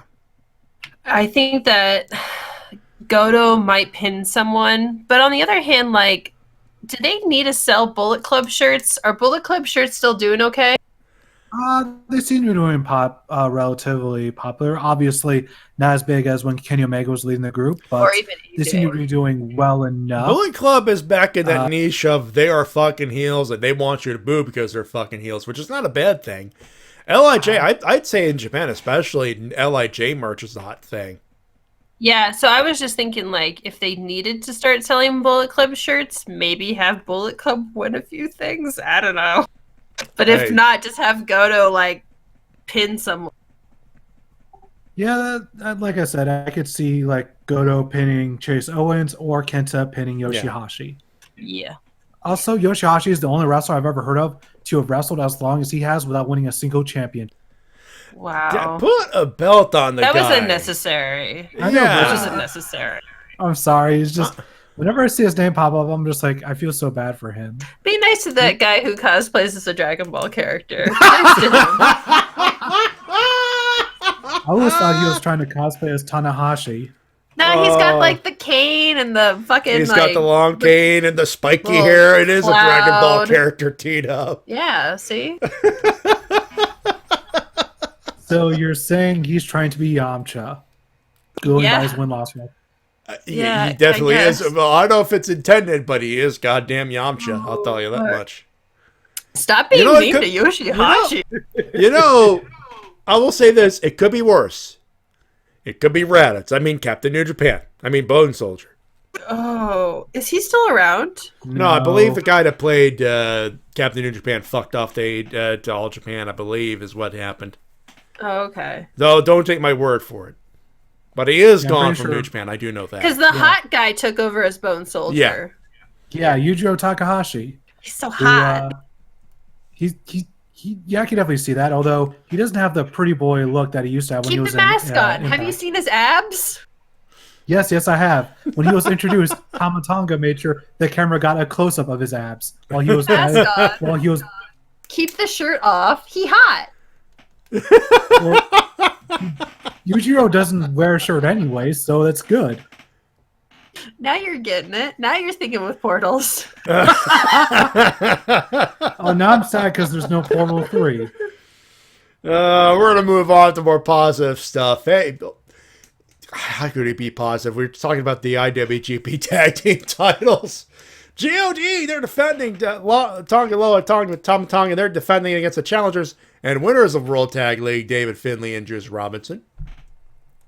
This is really interesting because Juice has a title match on the second night as well. So I'm not sure if he's going to be having 1 or 2 belts at the end of the events. No, you can't have two belt guys. You can't have 2 guys with 2 belts. Do you know what I'm saying? I mean, we already know that. Doesn't matter. January 5, we're getting to a guy with 2 goddamn belts. I'll tell you that much. Okay, can I first say that their tag name is Fin Juice, and it makes me so mad. Why didn't they call it Gin and Juice? Like gin and juice. Yeah. Why did they put an and in there? It makes me so freaking. It's because Finlay and Robinson are way too white to make that reference, I guess. Yeah, let's put it this way. It's Fit Finlay. Have you seen Juice Robinson? Yes. Even as charismatic as he is, even by his admission, I'm pretty sure by his admission alone, he'd say he is white and he is lame. Such goobers. Okay, so I think God has to win because you can't have two belt boys. You know what I'm saying? Yeah, pretty much. And I'm almost certain that Robinson's walking out of the second night with the belt. Yeah, because I mean, whoever survives the next match we're about to talk to about. Yeah, speaking of segues, let's put it this way: whoever survives, and that's the word here, whoever survives this next match, he ain't winning against Juice. Unless God pulls a big one on Juice, and no, we got a new champ coming up. Moxley to Bullet Club confirmed. I mean, it could happen. Mox, just go to Inner Circle instead. Why don't you? For GT. For GT. No, Jericho should collect all of the ex-WWE guys except for Cody. Like every other, get Pac in there, right? Well, they all like to beat up members of the Elite, so. For GT. For GT. No, you don't even have to keep it. Give it to your wife. She's in Japan anyway. She's actually in Japan. She actually tweeted, "Things to do in Japan. Go." About 24 hours ago. So she's in Japan with Mox. Oh, Renee is? Renee is in Japan apparently. She purports to be. She has tweeted purporting to be in Japan. I hope she has a nice time. You know what? Awesome. But I will say this: Scott Hall responded with the obvious one. Ribera Steakhouse, get the goddamn jacket. And I can't believe I didn't go there. Out of all of the places to go in Japan, I didn't go there. Well, Tokyo is a pretty, in and of itself, is a big city. Yeah, no kidding. And Newman Co. I'm talking about Ford GT, Ford GT. Yeah, the car manufacturer. The car manufacturer. Fancy ass car. Get the fancy. It's Lance Archer versus Jon Moxley, U.S. title. It is a Texas death match. No DQ, no pinfall. Victory is achieved by a 10-count knockout or submission. Will we see barbed wire in New Japan? If there's one who could bring it, it would be Mox. But you know what? Yeah, this is the Tokyo Dome. Yeah, fuck it, barbed wire. Did you know that Lance Archer is from Texas? Oh, 100%. Yeah. I just learned that today. So I think he's going to win. All right, fair enough. Yeah. I knew this for 2 reasons. Number one, his first wrestling name was literally Dallas. And secondly, for a while, his home from... Yeah, and secondly, one of his home promotions for a while was Wrestle Circus, which is based in Texas. I wish I could have Which is based in Texas, yeah. Well, it was before, unfortunately. Until, shenanigans, of course. Oh, this one's going to be this next one. By the way, I'm calling Mox to win the first night. Okay, can Okay, I think Archer's gonna win, and I think he's gonna beat Juice because they need to have a monster white dude on the roster. Yeah, nice, Because good they old always monster have guy, a Jim. monster white dude makes on the sense. roster. And Archer is it, and he's proven himself, you know? Although he is 42, which is crazy. He seems so much younger to me. That's crazy. Yeah, 42. And he's now. Hey, some people are late bloomers. In fairness. Yeah. No, good for him. Yeah. So I would say have him beat Mox, have him beat Juice, and be a fucking monster in New Japan for a year. Maybe even go for one of the main titles. You know. I could see that. Also, Who do you think? wanna Who do you think know- defeats the monster and take the strap off him? Because, like you said, there are no 2-belt strap boys here. If New Japan was smart, they would bring in someone new into New Japan that's like popular on the indies who hasn't been signed, because I feel like there's not enough blood in the US belt scene right now. I could definitely understand that. Also, do you want to do a fun trick with Lance Archer on Twitter is? Huh. Say something about him without tagging him, and he will find it. I have learned multiple times that he likes to vanity search, Okay, even I'll when do I it right compliment now. him. I'll do it right now. Trust me, within 24 hours, he's going to respond because he likes to vanity search. Albeit I haven't done this in a few years, but Done? No. Here we go. The time clock is ticking. How long will it take for Lance Archer to respond to Mumbles? Let's confirm the tweet here. We might be able to show it on here. Well, while we do that, real quick, like we're going to give me a minute.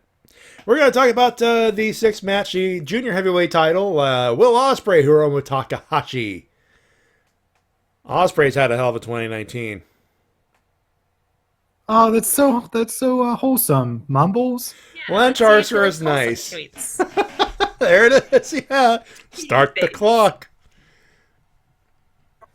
Yeah, he's got at the very least, he's going to like that tweet within the next 24 hours. We will confirm. You guys We will know. confirm. Yeah. You please let us know. Absolutely, let us know. Yeah, there it is. we like that. We'll highlight the tweet in there. We'll show it to you folks out there. Nice and kind enough to be live with us and catch us on our video VOD. There it is. In case you're wondering, live and in living color. There's a tweet. Lance Archer is nice. Kitty face. Kitty face. Good old Will Ospreay face. Yes. How dare you? What?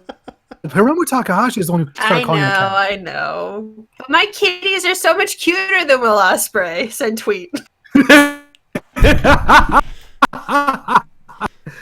Damn it! I lost my earphones on this one. I think let me. I cannot hear you guys. Oh, speaking of the two, I fucked up something here. Oh shit! I did fuck up something. Oh no! What did you do, Matty? Vamp. Okay, hold on. You're gonna hear some echo, folks. Funny for this podcast. That was Why do so you funny. guys fight me on? I lost my earbuds. I broke my earbuds. I'm sorry. It's okay, Mumbles. This isn't your fault. Maddie's just a klutz. Mumbles will be serious now. You're gonna hear some echo. Mumbles not engaged. No! No! I like Naruto. And folks, I had to pack my spare earbuds because of the damn trip. Alright, here we go. Let's get this going here. You were likes your Popco pick. Very nice. Hey, Pop Team Epic is a good show. Crazy It's as the fuck, best but it's a show. good show. listen to the theme song. It is rockin'. All right. Honestly, a lot of the songs from Pop Team Epic are actually pretty good. Yeah, I found one And I of really the wish earbuds yes, there. Okay, too. we're back in business here. I need a season 2 of Pop Team Epic. We all do. We all do, in fairness. I need it. I need it! Back on topic. Will Ospreay, Hiromu Takahashi. I think Hiromu Takahashi's going to win. Yeah. Yeah, please give Hiromu back the belt that he loaned to Will Ospreay. Here's why that makes sense. Because Hiromu is going to be in an exhibition match with Liger, with Dragon Lee, with Sano, who I don't know. I don't know who that is, but I would like to know. I would like to learn. And it would be cool if he win as champ. It'd be cool. Very much so. And on top of that, they might be looking to elevate Will Ospreay to the heavyweight division. He's been bulking up. He's moved to Japan. It's the smart thing to do. Exactly. That's literally what me and my husband decided when we were booking this earlier today. That's so exciting. Anyway. Hooray! Hooray! We are all simpatico. We're in simpatico with the llama guy.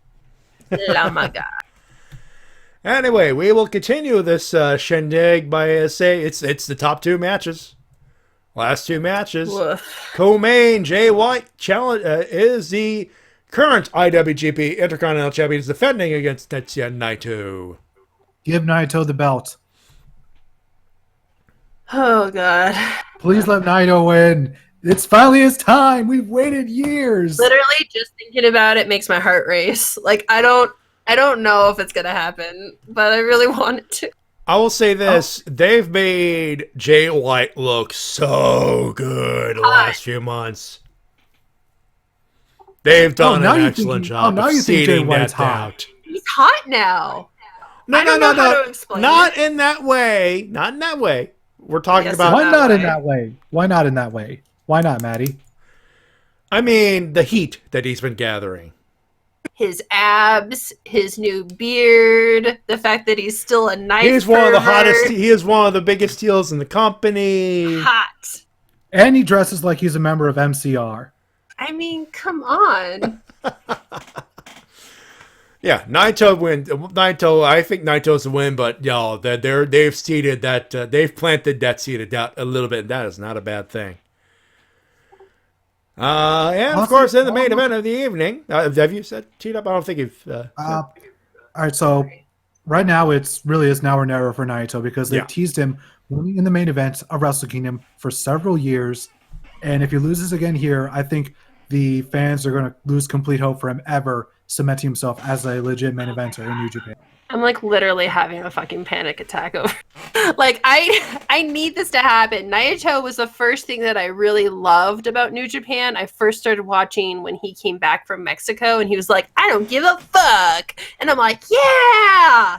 And then like I learned about his story and the fact that he's like a kitty. He's the real kitty, man. Did you see his earlier matches like from 3 fucking years ago? He'd like roll around and then like be a dick. That's what cats do.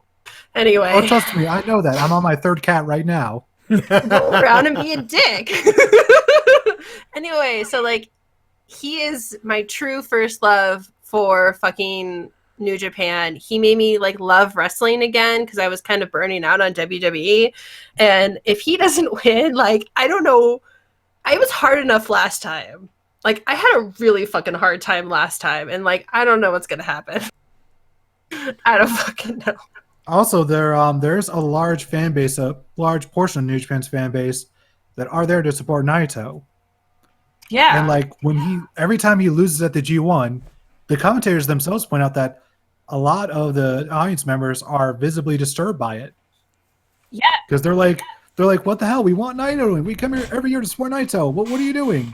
Their heart hurts, and so does mine. So let's hope for Naito 2 belts, even though it's probably not gonna fucking happen. Okada's probably gonna fucking win, and he's gonna. I will say this. I think I know what the main event of night 2 will be, and I will say this. I will explain my thought process when we get to that particular match. Oh God!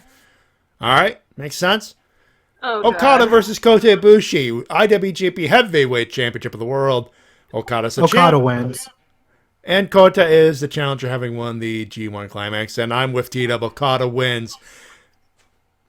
Yeah. I think it'd be really cool to have Ibushi have a redemption story after Wrestle Kingdom. He should lose against Hot Jay White. and then have to like prove that he's a good wrestler. I could definitely see that. And I could see that. I could totally see that. And it would honestly just be poetic justice for Naito to finally, after all these years, defeat Okada in the main events at the Tokyo Dome. That's how I see it as well, actually, TW. Read my damn mind. You know, it's one of those. And Okada's had enough. He's had enough fucking records. He's a fucking goat already. And here's the thing. With pretty much all the promos that I've heard from Okada leading up to this, he does not care about the IC title one iota. That doesn't matter. If they want Okada to be their golden sheep and they want him to break all the records, he's gonna. That's true. You just have to keep that in the back of your head. Yeah. Ugh. All right, so on to night 2, we'll actually officialize our predictions in that particular main event match. Those 2 matches in a few minutes. Night 2, you know where this is, you know what the dates are and all that stuff. The opening match, the dark match, which I believe will be aired on New Japan World. It's a pre-show match, not dark. Opening pre-show match. Never openweight 6-man tag champs. Being defended by Taguchi, Yano, and Makabe. The challengers will be Robbie Eagles, Yoshihashi, and Tomohiro Ishii. Mushi, Takagi, and Evil. Yoshinobu, Kanemaru, El Desperado, and Taichi. Owens, Takahashi, and Bad Luck Fale. I'm going to go with the wild card here and choose Chaos to win so Yoshihashi can finally, after all these years, have a championship belt around his... Aww. All right. Good pick. Next up, a special 60-minute time limit match. Shishin Thunder Liger's official retirement match. Naoki Sano, Jushin Thunder Liger, Ryu Lee, or Dragon Lee, if you're not unfamiliar with the Ryu Lee name, and the hopefully IWGP Junior Heavyweight Champion Hiromu Takahashi. Yeah, I expect Ryu Lee and Hiromu Takahashi to win, and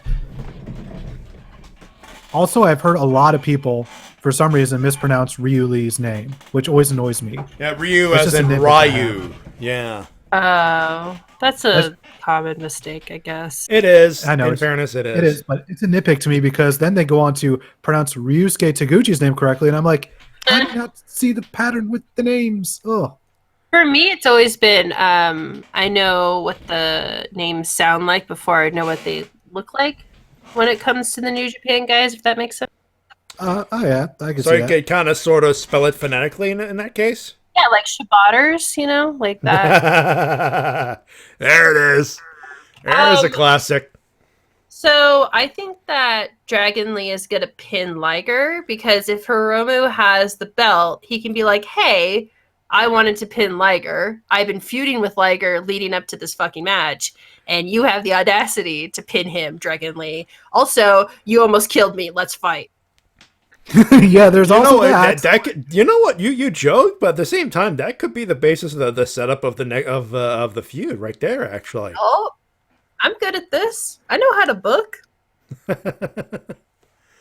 All right, good news. Jr. I have over fixed, here. ladies and gentlemen. I have fixed the old headphones. It turns out the covers were slipped off, so I just had to get the buds fixed. Let me just switch the thing out. Put that over here. Back that later.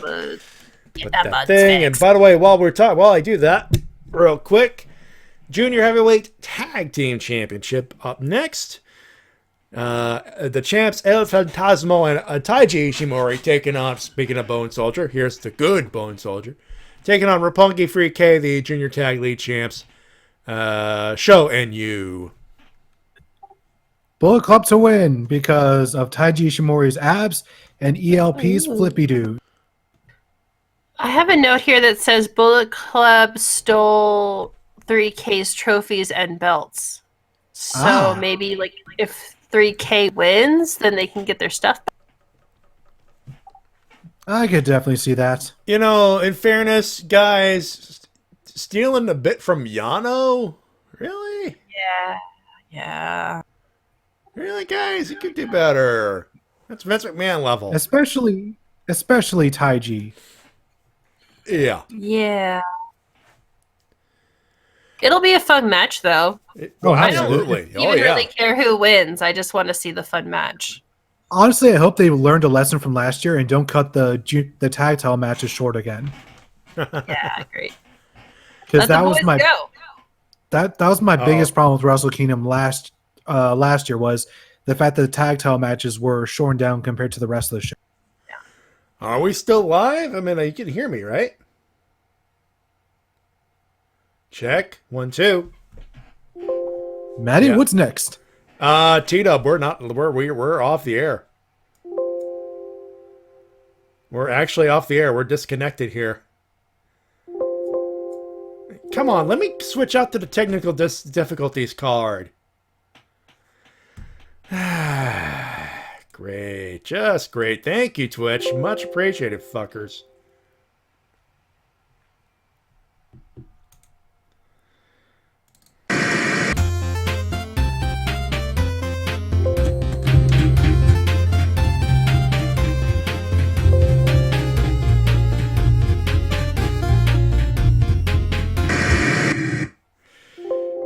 Oh, no, come on. Now you do it? Now you fucking do it? Of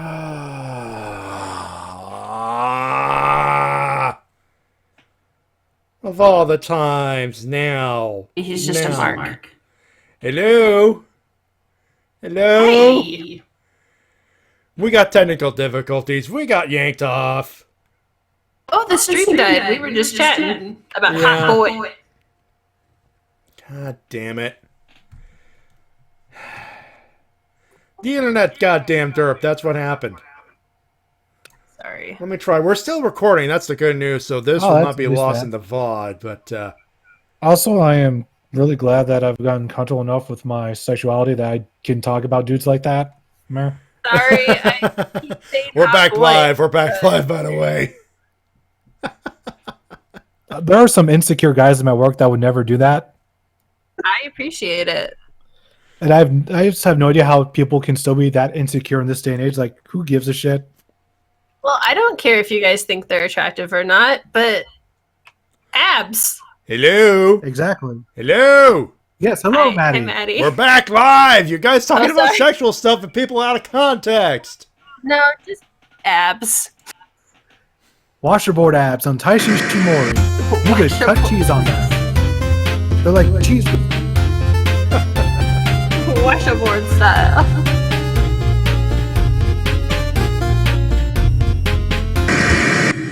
Anyway, we apologize for the interruption. Twitch and my internet both decide to fucking derp on thankfully I don't have to edit anything. This everything was still recorded, so god damn it. On all nights.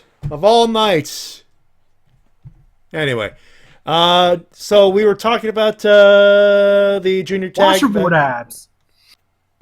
So you're talking about Bullet Club to beat Shonya. Possibly.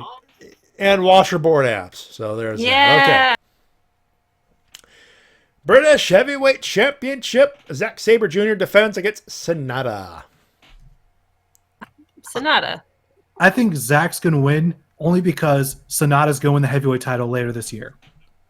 Yeah. Fair enough. But it's fun when the New Japan guys go over to England and are like, I've got the belt. And then the other guy's like, no, I'm going to fight you for that belt. They always do that, and it's... Yeah, they do. And the reason why I think Sonata's going is because every year for the New Japan Cup, they have Sonata get closer and closer to actually win the heavyweight title. They have him move one step closer every year.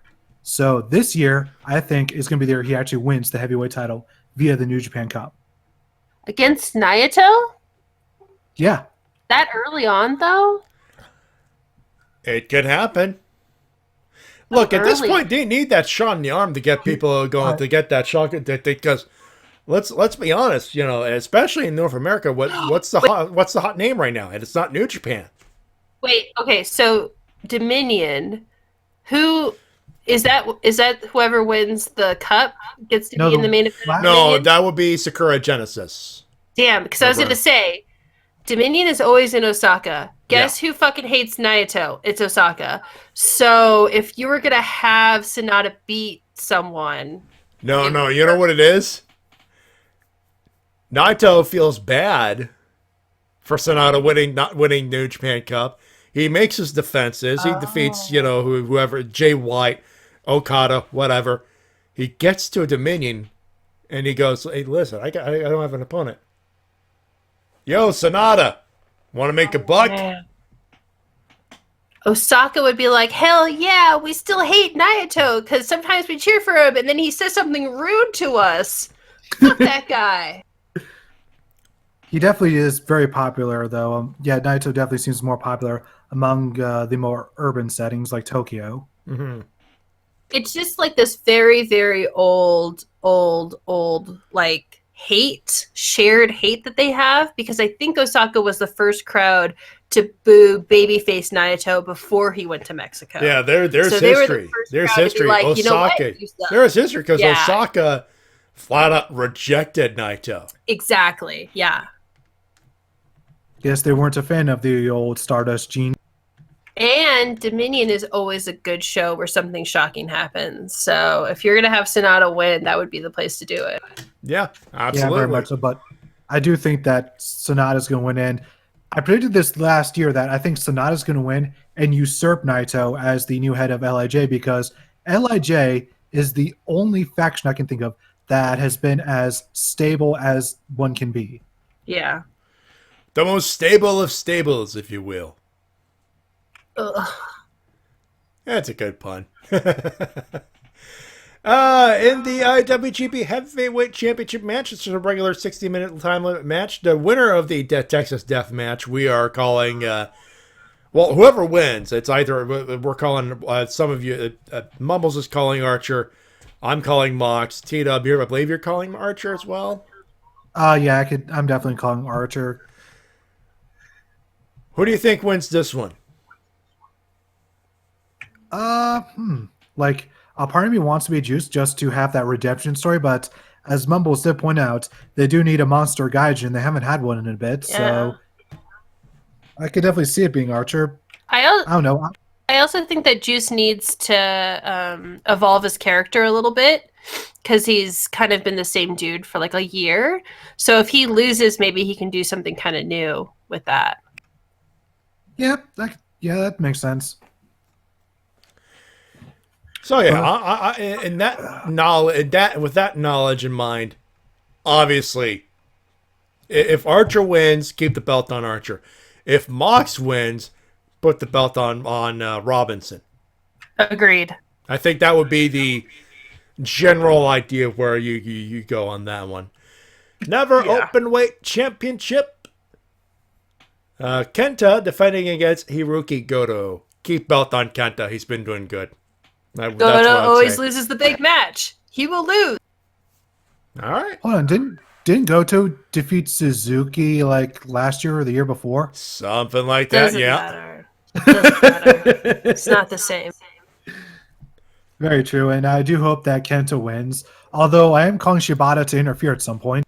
I'm wondering that too. I heard that a lot of people are hoping in Japan, people like Japanese fans are hoping that Shibata is going to come back and challenge for the Never belt against Kenta, but I don't see that happen. No, there's a whole lot of hoops you have to go through just to get medically cleared. But I will say this: Japan's not the only one who wants to see Shibata back. I'm among those people. I'll count myself among that pile of people wanting Shibata to return.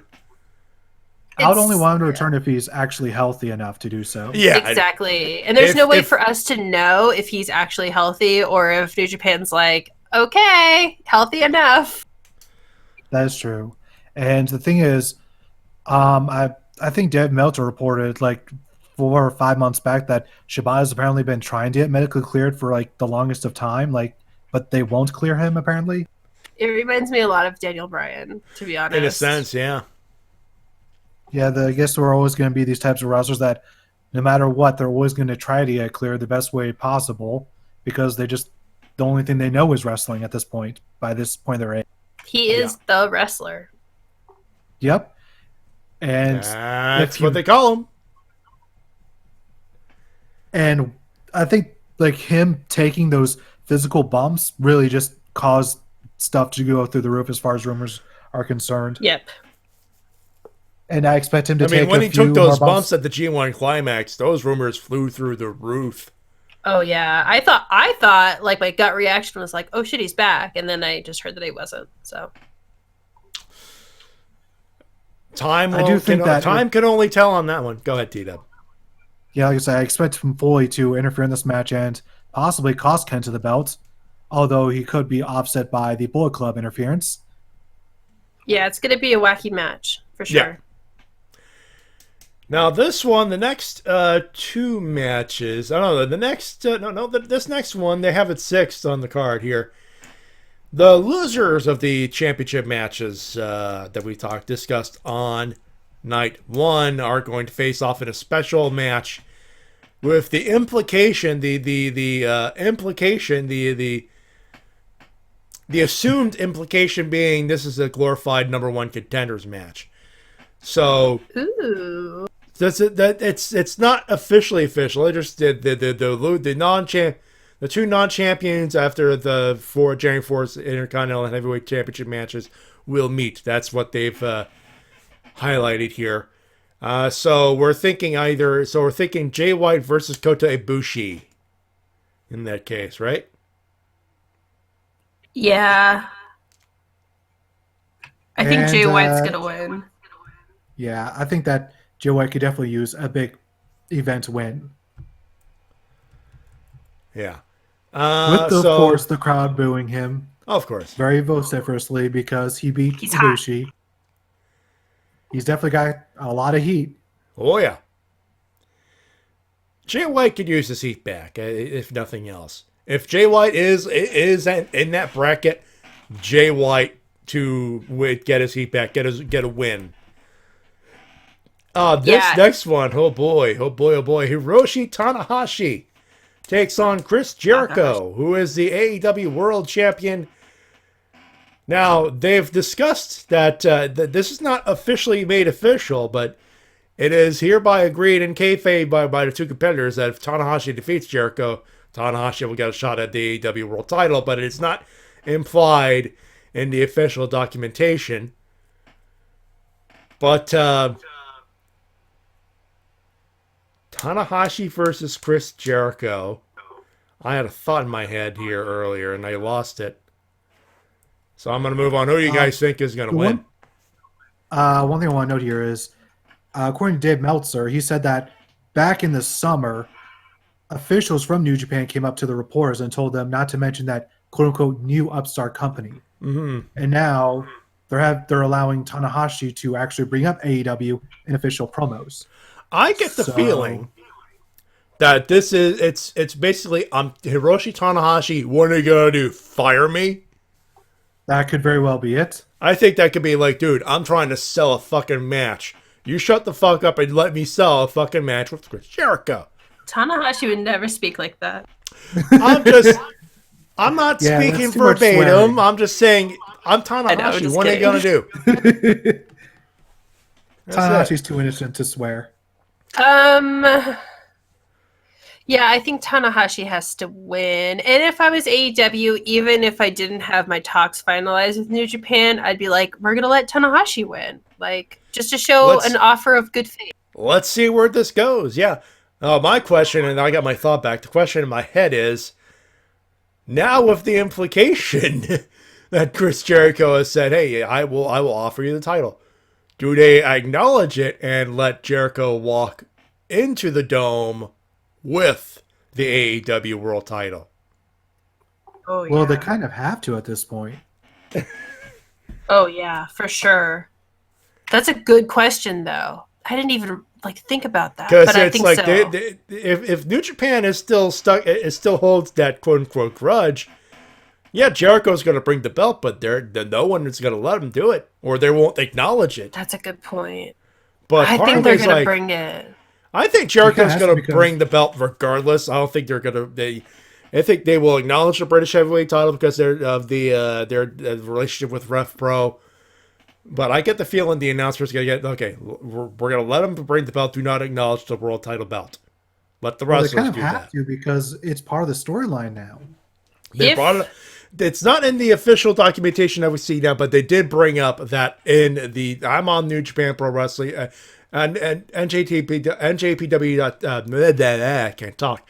NJPW1972.com, and they did bring up that particular wrinkle to the. Okay. Okay. I think we've cracked it. I think we've cracked the code. If you Jericho didn't crack me. brings the You didn't crack me. I'm unfixable. No, we did this. We did this. Okay, if Jericho brings the belt, if they make a big deal about the belt, and finally, if they say that if Tanahashi wins, he gets a shot at the belt, then we know shit's good with AEW. Then we know. Then we can rest easy that Tanahashi's going to win. Define good, though, in that case. Good enough. Like, right. Probably not. Kenny's not going to show up at Wrestle Kingdom, but, like, good enough. Like, maybe you'll see Jungle Boy in New Japan. Right. I think they're still pissed at Kenny, but I'm sure they're okay with everybody else. Could you imagine if, like, you could see, like, Jungle Boy during the Best of Super Juniors? Oh, God. Or how our crazy. Favorite goth son. Our favorite goth son. Oh, Jimmy Havoc. No, that's the middle child. Pack. We try to leave him at Target. But Jimmy Havoc is literally king of the goths. No. The skateboarding one. Come Oh, on. Darby Allin. Thank you. Darby Allin, Pack, Jungle Boy. That's not a bad contingency to bring to the Best of Super Juniors. By the way, Kira Kennedy, PBD, and whoever you brought along with you, thank you very much for joining in to the Wrestle-Cast. I'm friends with Kira on Twitter. He's a cool guy. Well, welcome aboard. Welcome to the rest of our show here. We're almost done, but we still got the one match left. I'm thinking Tanahashi to win because it's Tanahashi at the Dome. Bakahashi. No. Bakahashi at the Dome. As soon as the first part, like 5 minutes of that match, just listen to the announcers and listen to what they say, and then we'll fucking know. Listen to the announcers, look at the video, look at the official acknowledgement by the crew. So let's see, we'll see. Look at the adjective. Play. And in the main event, finally, the winners of those two championship matches on January 4 will face the heavyweight champ taking on the Intercontinental Champion. Winner take all. It's not a unification per se, but winner gets to be insert name here, 2 belts. Now, we're thinking Okada versus Naito. I'm thinking put the belt on Naito. Okada's had enough. He's had enough, boys. Has he, though? He's literally broken he's pretty much broken every record. Almost every record.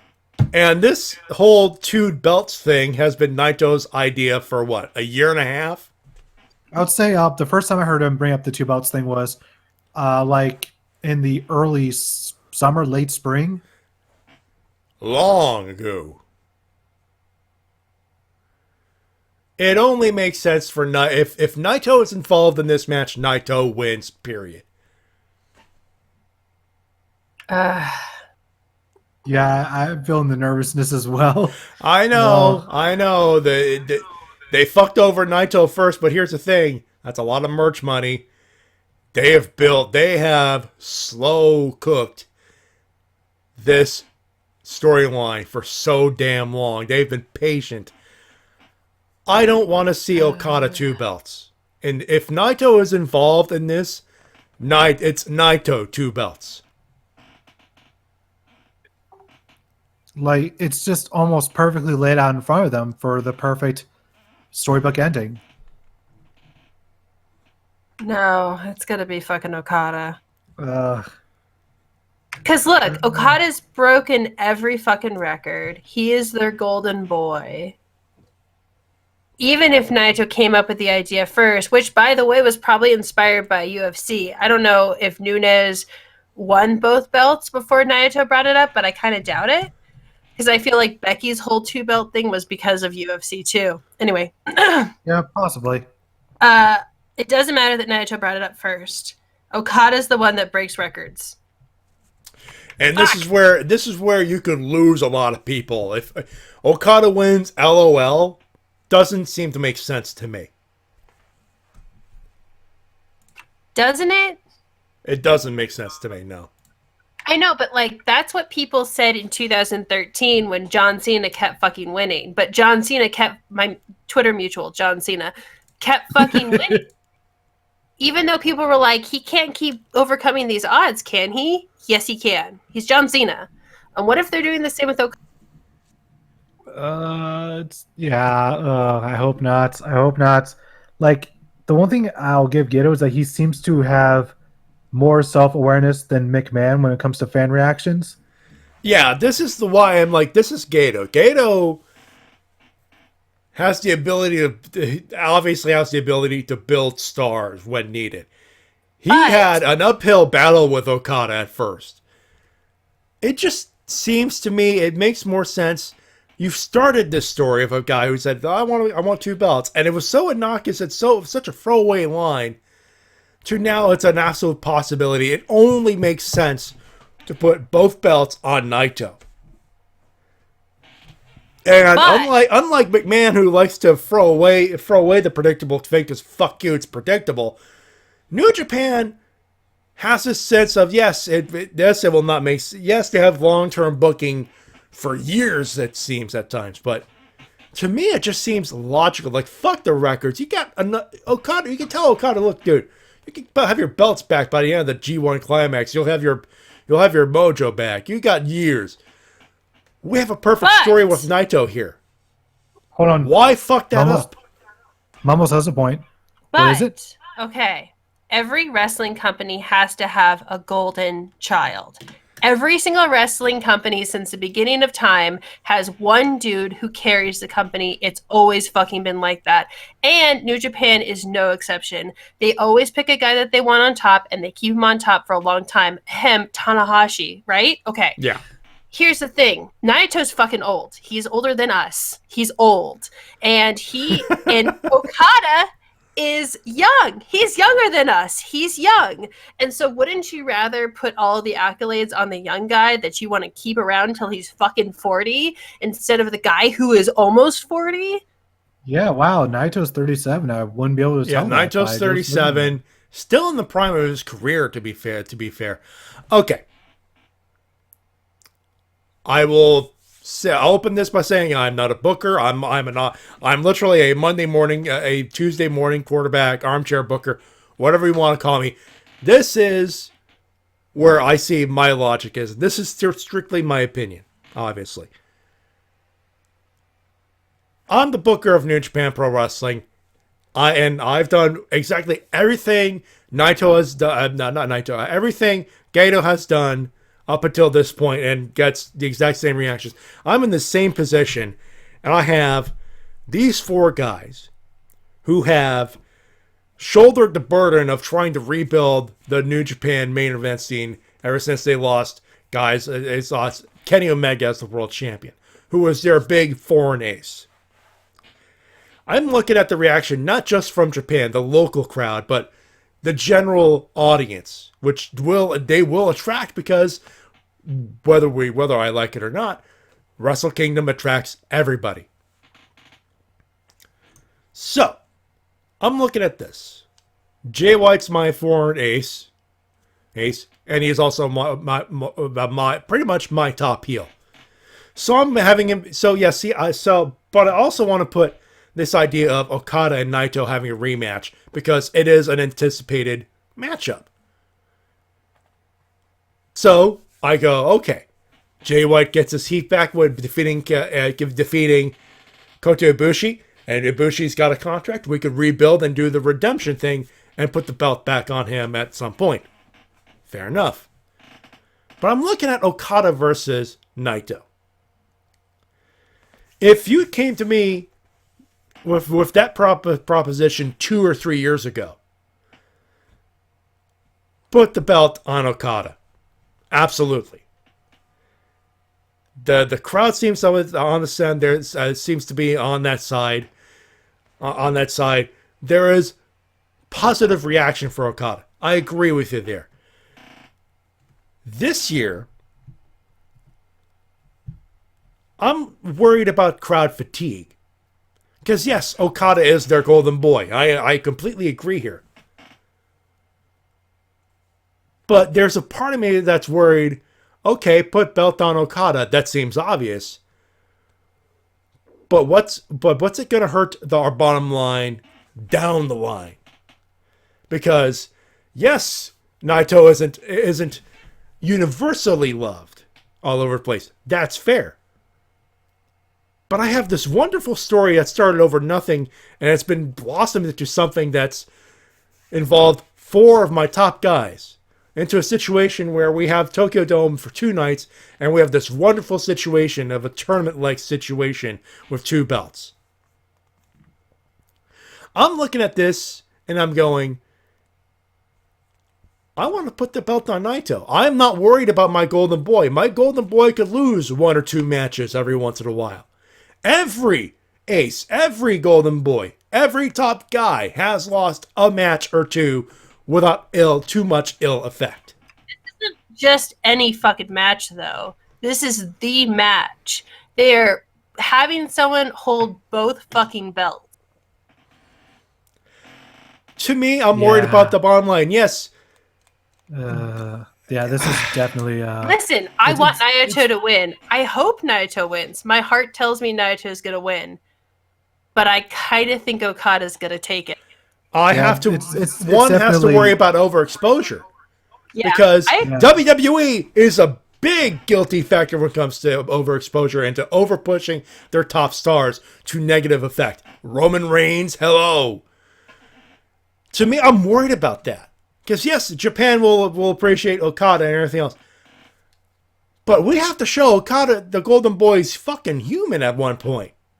Well, yes. And also, if foreigners like us see Naito lose, we're probably not going to be that invested in New Japan this year. Because here's the thing. Yes, Okada this, Okada that. Eventually, you're going to grow tired of that. And we get tired of Vince's bullshit on the reg. We see something very similar with Okada and we cheer it. How hypocritical is that, if you ask me? I can only imagine how the Japanese audience is. Yes, we like Okada, but what about your story here? And if Naito loses, all of us are pretty much gonna abandon him. You are dooming. If Naito wins another big one, loses another big one, excuse me, you're dooming him. You're dooming him to a point where he is no longer a viable main event guy. Yeah, like I brought up. And at a point of your development, especially with the U.S. promotion, which right now does not have American television fucking period.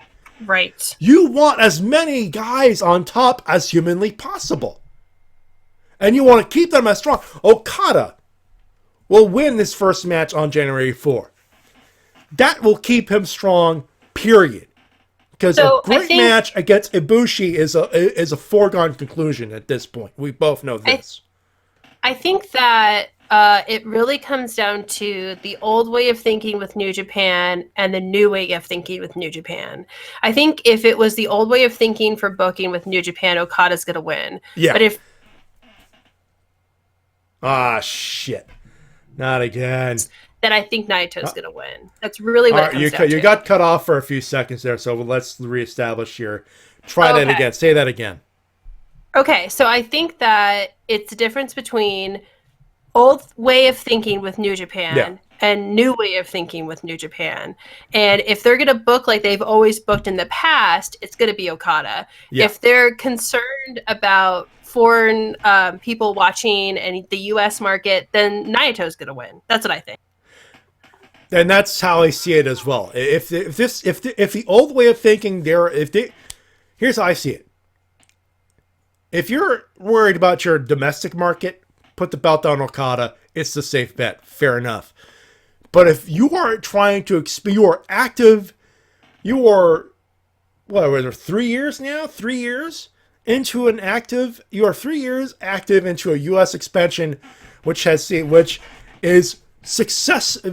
most successful attempt at U.S. expansion ever. You've made many attempts to do that. This is the most successful, so you've been at all. You've revived the LA Dojo. There's been more interest in professional wrestling than ever, and you are not the top of the conversation on the weekly basis. What's the headline going into me? If I'm him, I'm going to Okada, dude. You could take the win on the 4th. You go down on the 5th. We'll build you back up. Don't worry about it. Tanahashi wins because, yes, he wins, and there's that intrigue with AEW, and there's that little back door if you want to go there. That's good. But I don't want just Tanahashi wins and it's in the back burner. I want the headline to read, Tanahashi wins, Naito wins, and all of the interest, even if it is for a couple of days, for the weekend.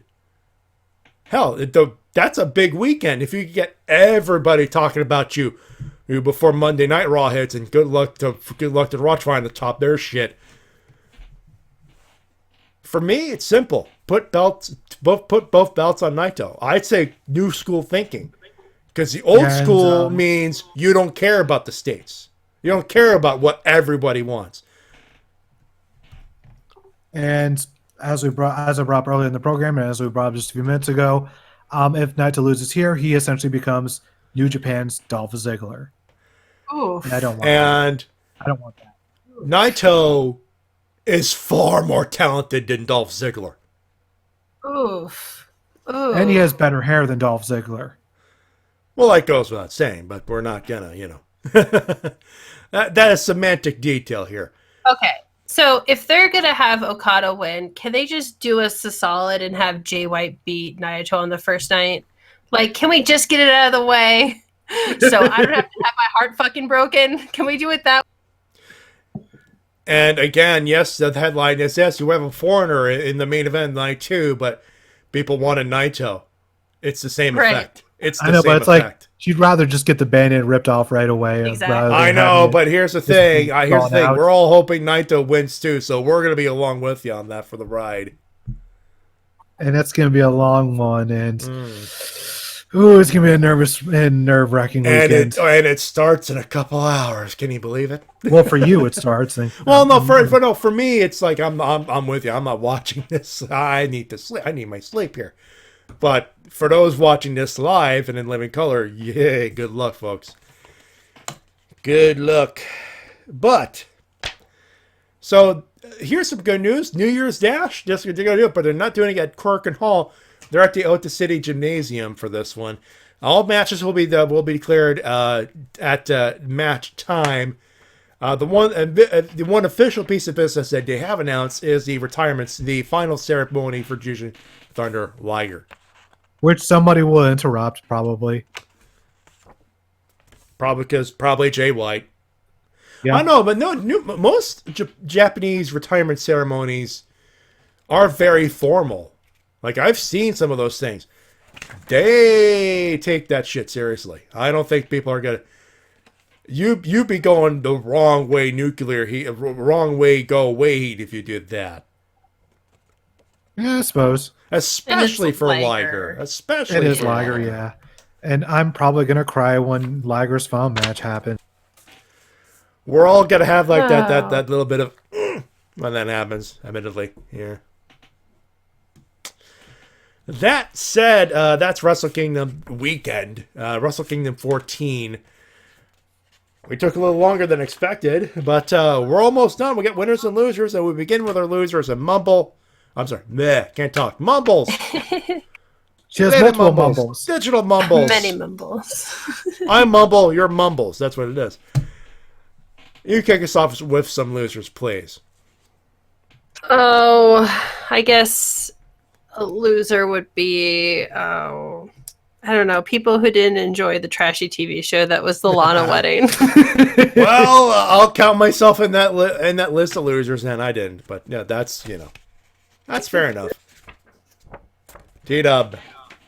All right. I would say the losers are us if Naito loses, because boy, aren't we suckers for buying into that.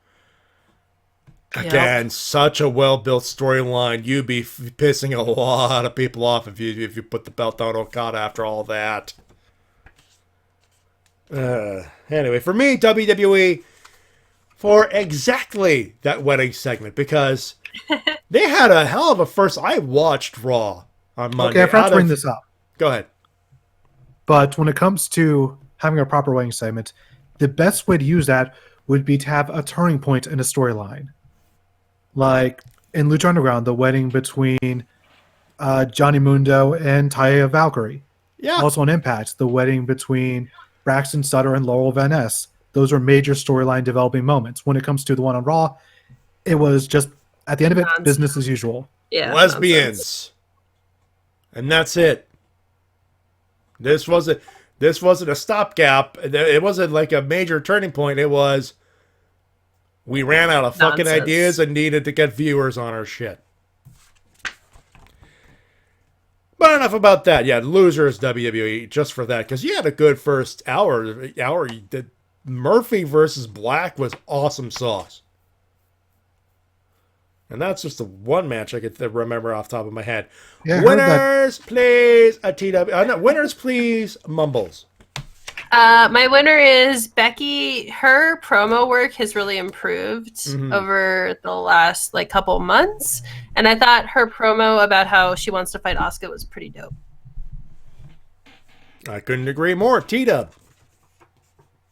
Eli Drake for just consistently being entertaining on the microphone. He's always going to be one of my favorite smack talkers when it comes to just people just cutting promos about just random things. And I just hope that he becomes the person that defeats Nick Aldis for the NWA World. Dummy, yeah. Yeah! Yeah! Also, the crowd always goes along with him every time. Yeah! And I love it. Yeah!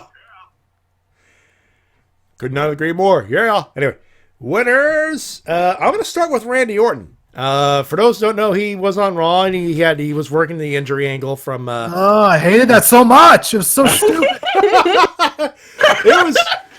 Call me a hypocrite then. It was so stupid, but at the same time, Orton sold that. Did you fall for it? No. Seduced by I Orton. called bullshit the minute he's holding his selling knee. They've been working that knee for weeks with him and AJ. How could you? But he sold it felt unscripted. He felt like, oh wow, okay. I felt okay. Let's see where this goes. And for a hot minute, he had me going. It's okay. Oh shit. I knew it. This is a lot more Here's why I serious. didn't buy into it. Here's why I didn't buy into it. Because the reports that were put out earlier in the day that the injury he had at the house show was just a storyline injury. So Yeah, it was a work. Yeah. I read those So I same was like, things. oh. I was those same things. And I'm like, yeah, that's a work. I don't like the fact that they did that, because when you do an injury like that, then you know what's going to happen when someone actually does get injured. Yeah, you fucked that up. But then again, I go back to the Mark Henry retirement speech where he slammed that worked Cena. for multiple reasons. More because number one, It worked. No, it worked was a better. heel move. It was a heel Especially move, and because- two, it fucking worked gangbusters. But for me, like the minute you could have kept it going by just okay, I'm done, and he walks up, and then he gets attacked or whatever, and I'd be like, that's a dig move, that's good heel heat. But the minute AJ Styles theme hits, I'm like, kayfabe, it's a work. God damn it, Randy, you're good on the microphone. He was good. Not so good on Twitch streams, though. No, not so much. Not so much. There are some weaknesses, but the minute he said it, come on, give him the RKO. He goes, AJ just felt Styles, like- you may be patient, but I'm not. Boom! It just felt like they went a long way for it, because Randy had to count on AJ being a dumb idiot enough to fall for his fake retirement to actually come out and attack him. But AJ loses 500 intelligence points whenever he turns heel. As soon as he turns heel, he's the dumbest motherfucker in the arena. T-Dub, in fairness, she's not wrong. We've seen that happen before with AJ Styles. That's true, and it's happened in TNA. It's happened in Ring of Honor to an extent. AJ Styles has an ego. But anyway, Chris Jericho, for not only the promo on AEW, but just the promo work in general this week, he has been awesome. New Japan Pro Wrestling, they're about to have a hell of a weekend, I'm sure. Taz on commentary for Dynamite. I understand it's the only temporary fix, but if Tony can't make it anymore, or they have to let him go, whatever, I would not mind Taz, Excalibur, and Jim Ross. They have compatibility there. Don't make Tony do it if he doesn't want to anymore. Well, Tony is there because he wants to do it. Oh, he wants to do it, but if by some monicum of a miracle he can't do it anymore for whatever reason. Oh, I was under the impression that he was like getting tired. Oh, no. Not that he didn't enjoy it, but he was just getting tired. No, the main reason he wasn't there is because he had to do Georgia Bulldogs football. Yeah, he was double booked. He has prior commitment. Well, I'm glad that he still enjoys it. I really love Tony a lot. Yeah, before he was in AEW, he actually returned for MLW. Oh, cool. So yeah, he's been for the past several months he's been doing wrestling commentary, and it's just really nice to hear him on a weekly basis again, because even as old as he is, he still has that same flair and energy that for some reason sometimes Jim Ross lacks. Well, he also seems very kind, which not all announcers are, and so it's just nice to have him around. It's a nice breath of fresh air for that. AEW for a great episode at Daly's Place. And Jushin Thunder Liger for all of the obvious reasons. I'm going to miss him. He will be so sorely missed. And if he intends to keep on to do commentary for New Japan, I am jealous of those Japanese speaking people, because they get to hear Liger on a regular basis, and that is not a bad thing from what I've read. That being said, Mumbles, I just mentioned Digital Mumbles, your YouTube channel. Yeah. Oh, anything to plug there? I'm going to try to watch some of your videos because I keep falling behind. And No I feel really worries. bad for them. No worries. This year I'm going to do a lot of indie game stuff. My channel is really focused more on showcasing indie games that people may not have heard of before, instead of trying to do any kind of mainstream stuff. So if you're looking for indie games to play, that's the one to go. Guess what? Retromania is an indie game. Oh, fun. I don't know if I'd play it.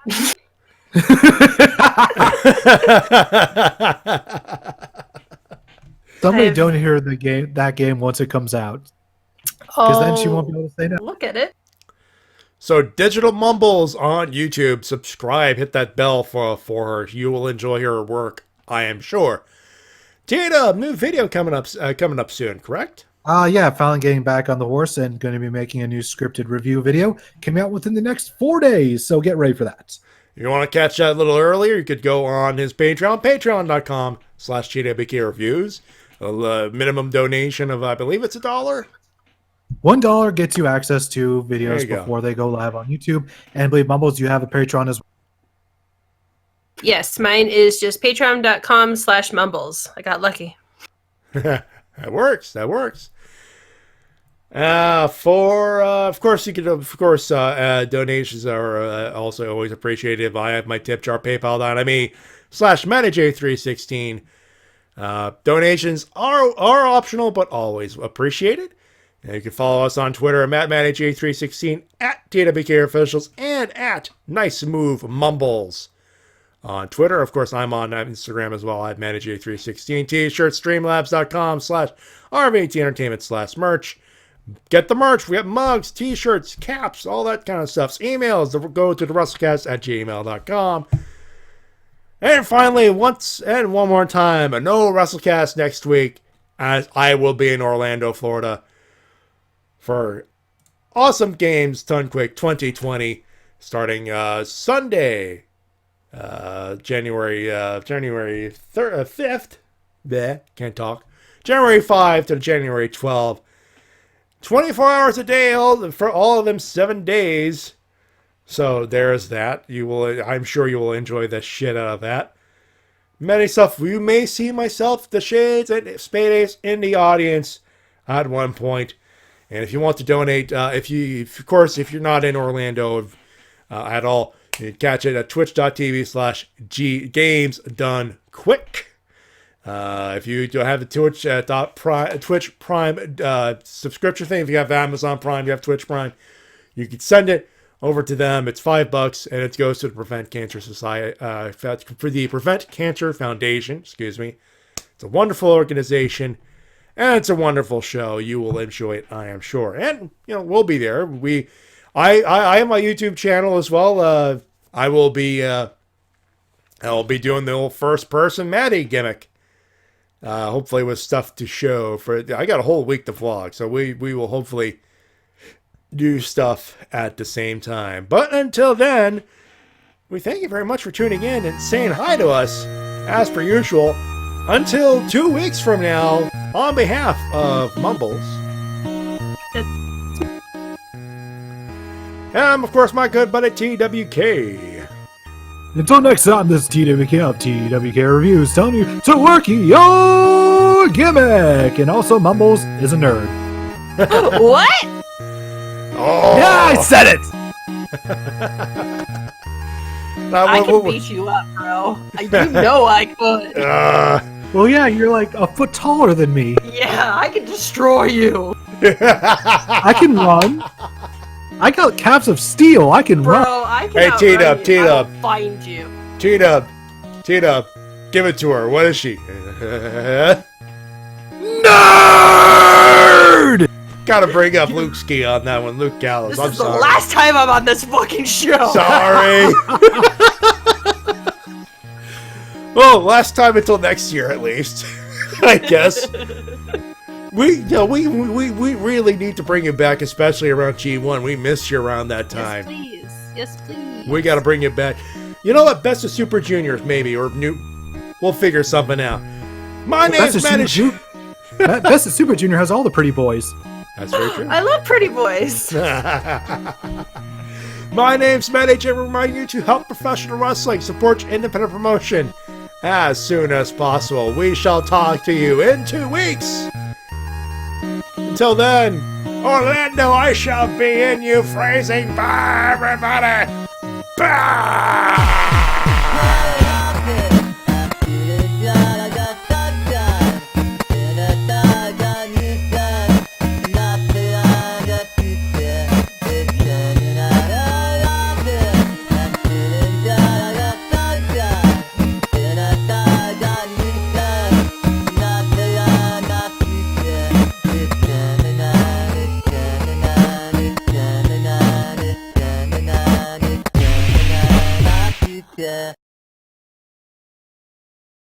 How about $5 from Matty Jay, which says, a donation in tribute to the tech crew that keeps this awesome event running as smooth as possible to fix things when they go wrong. Keep up the good work.